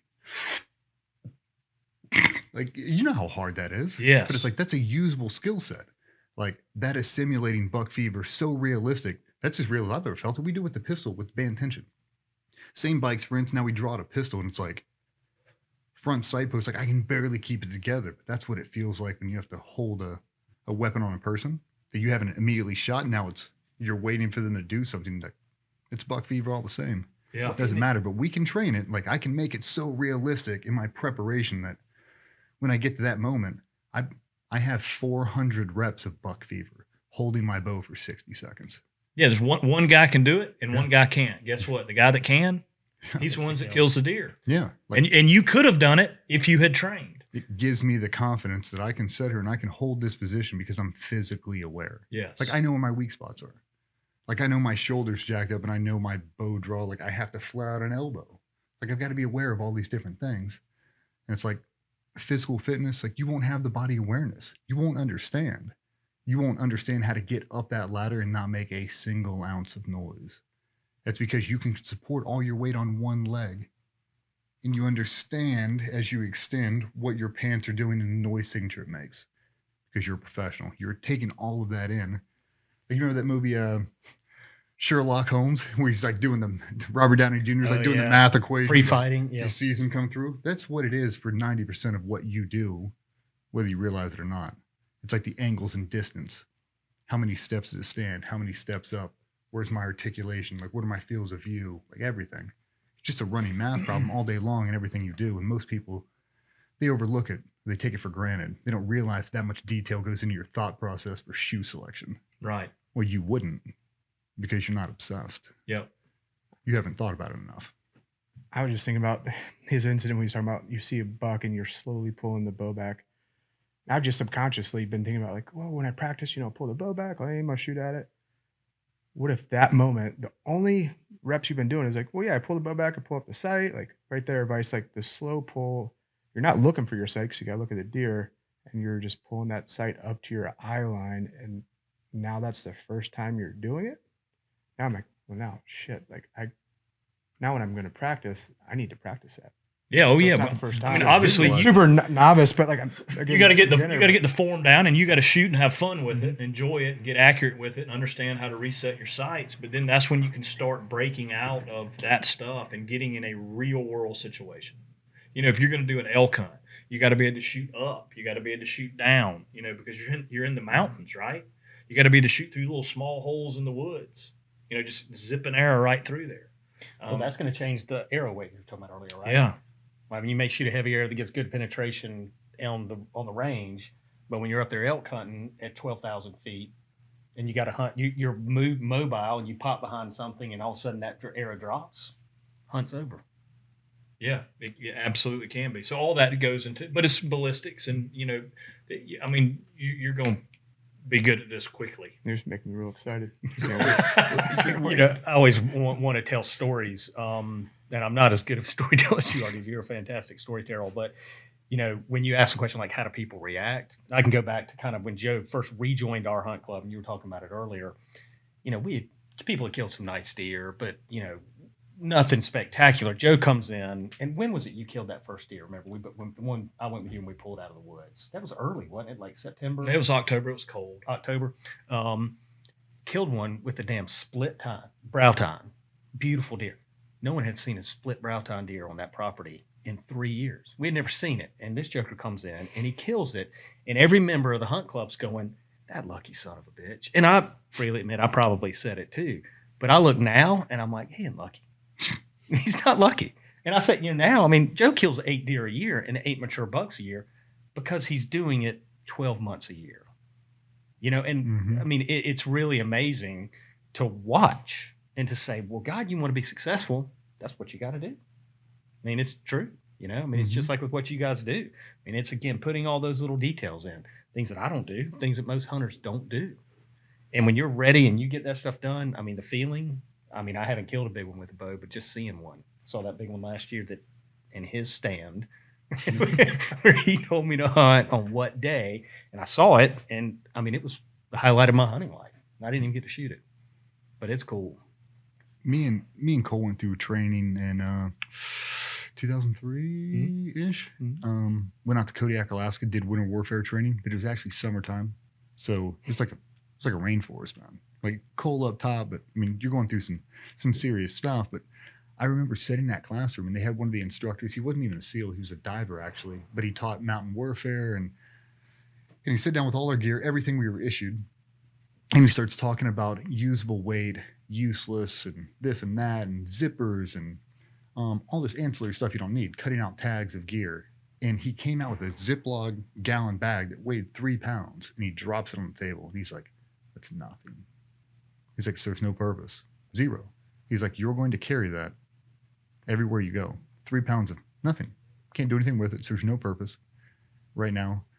And after looking back on it, like, yeah, the tags were his, it was like his unit of measure, but it was really the obsession over the details, like the professionalism. And I remember him showing how to break in boots. He had a Capella's boot, like breaker in thing, like this little machine. And he was talking about hot spots and he was grinding. Like it was like a hockey shop. Like this guy's sharpening your skates, but this dude is breaking in your boots and he put them on. He's like, do you feel something right there? I'm like, I do. And he's like, yeah, I can feel it with my finger. He's grinding it away, making it right. He's like, when we get out there, there's no coming back. You get a hot spot in 15 minutes, like you're going to have it for 10 days, bro. He's like, do it right now. All the old school tricks, spraying with salt water and just all this weird stuff we'd never seen before. And it's like, that's what it is. He's like, don't need this, shit can that, bring this, don't bring that. I mean, just all the little things like you don't need to bring 3 of those. You're only going to use 1. You can't put 3 on. No. Just save the weight, save this, only what you need. But just the shoe selection, like the proper breaking in of a pair of boots before you go. Like people don't think about it until you get out there, until you rub your heel off. Like grab dudes in the Army, like guys who ruck for a living, like where that's your selection course is you walk with weight on. Yeah. Tell me shoe selection doesn't matter. Yeah, you ruin your feet. It's over. It is awful. Yeah. It's like, awful. It's terrible. But like when we were going through some of your gear, like noise reduction, like it's not Gore-Tex. Got to be able to account for it. Excess material, like that XL is sized for a true XL. It's not this, it's not tripled in size. Now just have all this extra material. People don't think about that. Like the gap between my bicep to my lat, all this extra material when I go to draw that bow back. Or like Cole was showing that demo working through a new like rain jacket. When people walk around concealed carry with this big overshirt on, well, how are you going to draw that pistol? Like you're not just going to lift that thing up. It's not how that works because now you have a t-shirt on underneath it. Now you got 2 layers of garment in one pull. It's like nobody ever talks about that. How big it is, how soupy it is. Now you're trying to draw back and I've got all this extra material, just all the little ancillary things that could be solved with just gear selection. Good Sitting gear, and yeah. looking at it, trying it on, and be like, it's too big, it's too small, it's too whatever. Like it makes too much of a noise signature. The rain component, like you ever heard how loud Gore-Tex is in the rain? Like for me, honestly, like depending on the rain or whatever we're doing, like I'd rather just be wet and not have that thing echoing inside my head because I can't hear shit. Sounds like I'm inside of a hurricane. Like I'm not getting anything done with that. Yeah. So yeah, I mean, just the overall gear selection. But that's what I said when you first broke out that camo. Like I knew exactly what that was. Like that is a cool pattern. Like the Great Hornet, it makes sense. Yeah. Like that totally makes sense to me. Yeah, I mean he's a natural predator, and you know in the woods there is no better camouflage. I mean nature made him like that to catch things with his claws. Yeah, dude. I mean that's badass. Mm-hmm. And so why not copy the best tree predator in the world? Yeah. I mean that's basically what they are, and yeah, so we just stole his camouflage pattern. But even like when we were talking about some of the jacket stuff, the attention to detail you went into, that's what we go in. Like designing gear, like the exact reason it has to be just like this. And it's like the zipper pockets you do, or why this has to be there, and you know, are the zippers down, are they up? And well, Cole, like we like our zippers down because we don't have the shoulder articulation to bring them up. So we think about that under duress. Like now I've got all my gear on, I'm not even gonna be able to open this thing because I can't get my shoulders up that high. Like he thought about that when we're sketching on the white paper. Like it's a conversation we have the forethought before we go into product design. Like everything you've ever complained about with that, you tried to solve. That's right. Like Yeah. we appreciate, like we see that from even consumer side. Like we go in there, we buy a piece of Under Armour or whatever. Like when you put on a T-shirt that fits really well, like there's a dude who spent his entire adult life trying to make that T-shirt blank fit just like that. And I appreciate it now. Like now I get it. I'm like, that's his knowledge transfer. The detail you put into that jacket, I don't see it from a camouflage perspective. I don't see it from a hunting or gear design. I see it as a knowledge transfer. Every detail in that thing you've poured your heart and soul into out of 35 years of experience. Yep. So I see the zipper for what you're trying to eliminate by putting it in that exact location. That's what I see. Yeah. And that's what I appreciate. The attention to detail you go. Like not just one size fits all and XL's XL. It's not true. Like to give you the articulation, the tailorability, like cinch straps and be able to contour this thing to your body because it matters. Excess material doesn't get better with time. It doesn't. Gets worse. Yeah. It gets hot. It gets In the way. bunched up. Yeah, it gets in the way, man. Like just design it right. Everything you need it to do, like build a better mousetrap. That really is. It's amazing, you know, again, coming from a guy that never paid that much attention to the clothing I was wearing. And as I was getting more into the bow hunting, and when Joe finally came out with this, you know, I'm used to carrying a backpack up and I've got all my crap in it, whether it's binoculars or range finders, you know, whatever it may be. And I remember first time getting out of the truck and I had it on, I was like, shit, I don't even need a backpack because I can fit range finders here, my binocs here, I got my knife here, and I was 10 times more comfortable. And I mean, it just made everything better. I mean, and it's that knowledge transfer, right? I mean, you get guys doing it for 30 years who's put 35 years of thought into what you're going to put on. So my dumbass doesn't have to think about it. Right? You know, it just works. Yeah. Like you don't have to relearn all those lessons. Yeah. Like, I don't have to he's spend helping you 35 through years the screwing it process. up. Yeah, he's helping you through the process. Like that's Yeah. knowledge transfer. 35 years of ownership and accountability went into that product design. Doesn't have to be a transferable skill all the time. It could be through just that. Just by looking at that product and understanding the functionality, you're going to learn something about the end state. You're going to learn something about the hunt just by him going into the detail of every feature on that thing. Like, why are the zippers like this and not that? Yeah. Well, because this one time in Kansas, he tells you a story and you're like, oh man, that would suck. Okay, yeah, that makes perfect sense. Right? Like there's a reason for everything. And that's where you surround yourself with professionals. They can tell you the why right away. And if they can't, it's because it's made up. Yeah, that's exactly right. If they can't tell you, like, just do it, just do it. It's not who I surround myself with. There's nothing wrong with that. Like, you guys can do that. You're just not hanging out at my table. Right? Like, I don't want a part-time dude anymore. Like, we're done. Yeah. Like, if you can't tell me the why, if you're not passionate about it, like, don't even come over here. Like, I don't have time for it. Yep. Like, I don't want to wear your camouflage jacket because you remade woodland camouflage. Like, some thought, some ingenuity, some passion behind it. Yeah. Like, I appreciate it. Yeah. Well, and a That's good awesome. pattern will help you. It's almost like a good golf club, right? It's forgiveness, so your bad shots aren't quite as bad. I mean, another example of my maybe mistakes I've made, and I think I even called you after I did it. I had bad stand placement. I was in a bad spot. 2 does come within 10 yards of me, and I had just gotten the gear. I'm sitting there, and they're staring. I think I sent you the video. They're staring at me. They knew something was there, but they had no idea what it was. And it didn't scare them off. They sat there and they looked at me, then they put their head down, and they look at me and they put their head down, but they never left. I was, from me to you from those 2 deer. terrible stand placement, but because I had good stuff on, I didn't ruin the hunt. No, I didn't kill them, of course, but You were in the game. I was in the game. Absolutely. Hmm. An active participant. Yep. What I tell my kids, just be an active participant in the family right now. Just give me a little bit. Just give me a little bit right now. Just, If you figure out how to get them to do that, please, that'll be a knowledge transfer I want to tune Oh, into. man. You'll be the richest man on earth. I was telling everybody, like my 8-year-old trying to get her off training wheels, just she had no desire. So I turned around, she's 8. I'm like, I failed you. I failed you as a father. I apologize. Let's go fix this. And I tried to wing it. I tried to walk outside and just push her down the street and let her go. And she's just like me.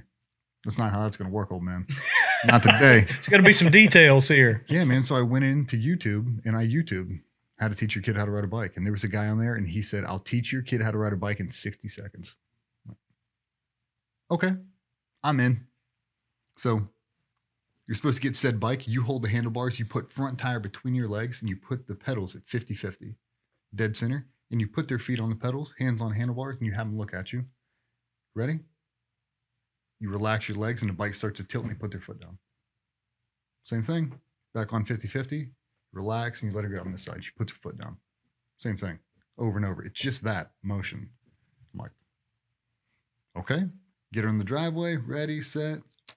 Put her down. Coast right off. She makes the turn.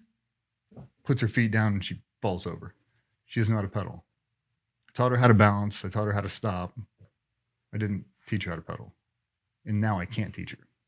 Like, she's not grasping the concept of pedaling. It took me 45 minutes, almost pulled my hair out, like almost quit. Like, I'm almost in tears, man, because I hate failing. You know, like I'm trying to be like dad of the year. Like, I'm trying not to lose my mind. I'm like, I just can't articulate. Like, I don't know how to dumb it down enough. I just don't. I'm just sitting there, I'm like, what would I need right now if I've never ridden a bike? I can't give her a clutch to gas concept. I can't give her a 50-50. She doesn't know what I'm talking about. She has no idea. I'm like, what would DJ need right now? He'd need all the details. What does he need? I set her down and I put her feet in my hands. I was like, I'm going to resist you, and I want you to push down your right foot.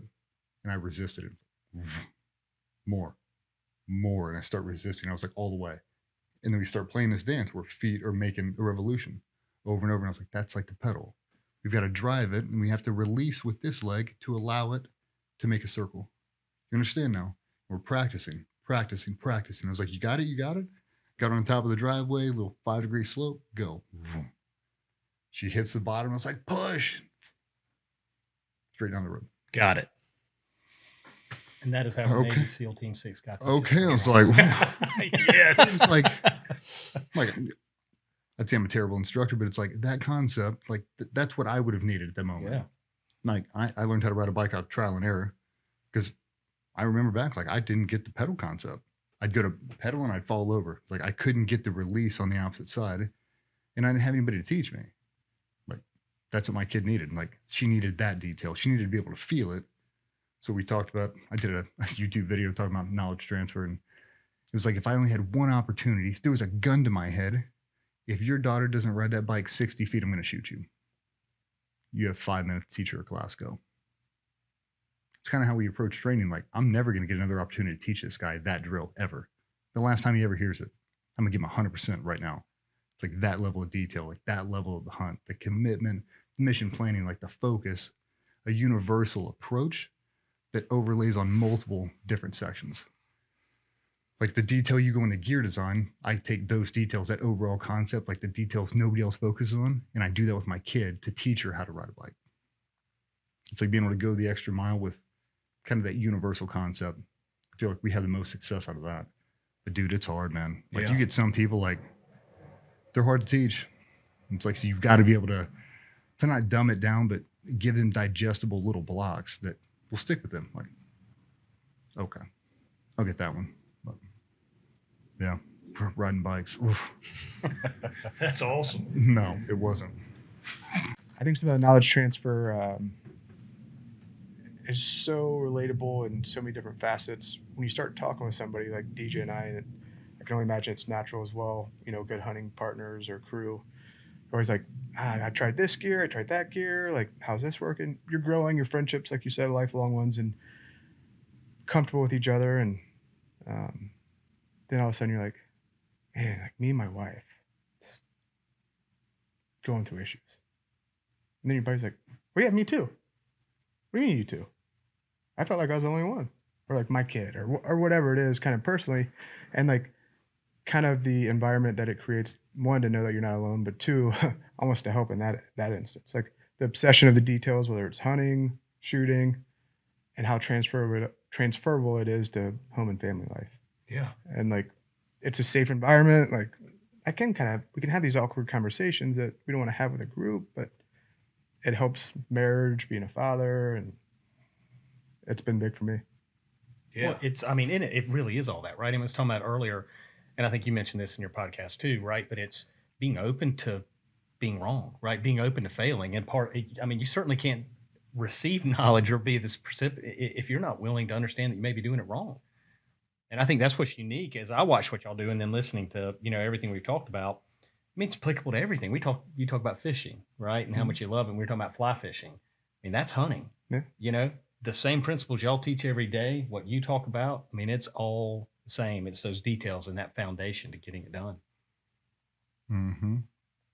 All right, we got to hear about the peanut butter sandwich. If you can do that in 5 minutes or less, you think you can?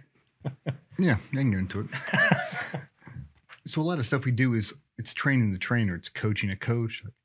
Because at the end of the day, we're just trying to make you a better teacher because you're going to go back and you're going to regurgitate what you've heard. Like if you're a SWAT team guy and you're going back to your team and you train with us as a singleton, you're going to want to go back and share that knowledge. So we try to harp on the ownership of it. Don't just go back and tell them what I said. Think about it, spin it, and then overlay that on your reality, and then go back once you own it, like you really own it. Now go back and teach it, bring it to collective group. And there are people that are amazing instructors. And there are people who are not. There are people who are somewhere in the middle. And I think back to coaching styles and different teachers I've had over the course of my life. And a lot of details I go into are because I was a hard student. I was getting kicked out of school essentially. And we had to do a bunch of classes so I can accumulate enough points to graduate high school. So I did a bunch of art, I did home ec, I did sewing, I did everything I could to try to get out of the house early. And at 15, maybe 16, I had to do a home economics class. And we had to do a cooking thing. Had this teacher, I can't remember her name. I can see it in my head, but her name's not important. We had to draw out of a hat and pick a dish we had to cook for a cooking competition. But you had to teach the class and someone else had to make it for you. And then it was entered into cooking competition. That's what it was. It's like, okay, so she writes down all these little dishes. It all goes in there. And it's like, you're supposed to go back, research a recipe, make it your own and come back and brief the class. And then one of the students, like I pick you, you cook my dish, I cook yours. That kind of concept. Beef stroganoff's coming out and sesame ahi and like, I don't know what that is, like all kinds of weird stuff. And I reach in and I swirl. I'm like,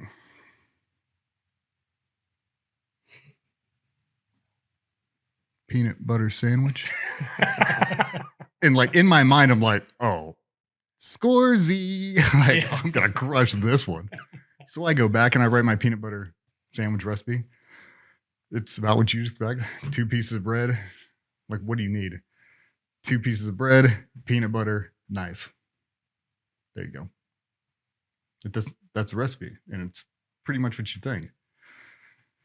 Take peanut butter, use a knife, spread it on 1 piece of bread, close them. There's your sandwich. I didn't really put a whole lot of thought into it, and neither did anybody else, but she used mine as the example, and she made my recipe exactly the way I said it. And the way I said it was kind of how you expect. No detail, none. So she did it the exact way that I told her to do it. I was like, get 2 pieces of bread. She looked down at the table and there was no bread there. You got some bread? Well, no. So you don't have bread. Okay. You got peanut butter? No. She's like, okay. She goes, she gets all the supplies, brings it all out to me, and she's like, okay, go. I was like, well, take the knife, put it in the peanut butter, and she leans in and she grabs this heaping scoop of peanut butter and dumps it on the bread and smears it across the table, blows through the bread and smears peanut butter on the table. And I kind of looked at her, and she flipped over the other piece and did it and tore both pieces in half. And I was like, well, not that much. Takes the same knife, takes just a tiny bit out, and does the same thing on a new piece of bread. I'm like, okay. A little more peanut butter than that, but not as much as the first time. And don't push down on the bread so hard. And this thing went on for like 30 minutes, and she's making a mockery out of me. But the whole time, I'm looking at her, I'm like, I don't know what is wrong with this lady or why she cannot make a peanut butter sandwich, but it's driving me insane. She finally broke it down. She's like, I'm doing what you're telling me to do. I need the details. Like, maybe you should tell me to hold a piece of bread with my left hand, and with 10 pounds per square inch with this peanut butter, with 3/4 of the knife covered in peanut butter, I do one symmetrical stroke from one edge of the crust to the other to not deform the bread, to not tear the bread, just enough to coat the bread, but to not overlap on the sides. Now I'm going to go up and I'm going to respread, and then I'm going to assess. Do I have enough peanut butter to cover the entire piece, or do I not? Every little bit of detail, the articulation of the knife and how I bevel it over to make it clean and symmetrical. The entire thing. Do I want crust on it?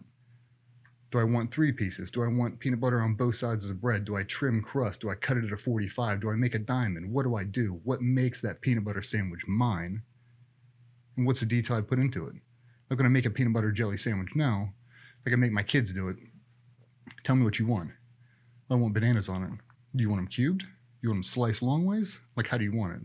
Give me the details, every little bit of it, so when I make it, I know why. Like, they won't know. They won't know you have to hold that bread with your left hand, smear it with the right. They won't know the poundage you need. They won't know you have to release one pedal to get the cycle to go. They don't know. And they'll sit there for 45 minutes, and you'll ruin their entire learning experience if you don't tell them. Help them make a peanut butter sandwich. And that's the level of detail Yeah, man. that I was opened up to. Yeah, like at 15 years old, like that's the one thing that shaped me. Like when I go back to it, it's like that peanut butter sandwich set the tone for knowledge transfer. Like the level of detail in that sandwich, like it changed me. And I kind of just overlapped that to everything else. Like at the end of the day, when I get confused or I don't know, I go back to that. Make them peanut butter sandwich, man. Yeah, Wow. that's awesome. Yeah. So, yeah. And that equates to everything. If you want to do it right and you want to teach somebody or do it yourself, right? Yeah. Got to give them details, man. Like they matter. Like if you want it to become a transferable thing, you've got to understand the why. Because most people don't. Yep. Like they won't be able to put 2 and 2 together. They don't have the experience to overlap to understand the why. Yep. So the little details you give them, like it saves them, man. Yep. Saves a lot of people. Awesome. Wow. Well, that kind of sums it all up. doesn't Yeah, it? man. Thank y'all so much. No, dude. This Yeah. is great. Thoroughly enjoyed it, guys. That was Yeah. great. I had a blast. Always good having you guys in. Appreciate it. Dude, I appreciate all this gear. Yeah, Looking man. forward to it. I can't wait to see y'all knocking down some big whitetails up here in Virginia. That's what I'm looking forward You to. guys got the cameras ready to see a grown man cry getting his first bow? Yes, sir. Do it. We need to go check that out. Oh, dude, we do. Yeah. Yeah, we'll have to go downstairs, get get some. We'll tell everybody to come Something. upstairs and I'll be downstairs shooting. Yeah, we'll shoot out the catwalk and kill us. There you go. Perfect. Yeah, that's for Yeah, sure. start elevated. Yeah, that's exactly right. Yeah, cool. Good deal. Nice.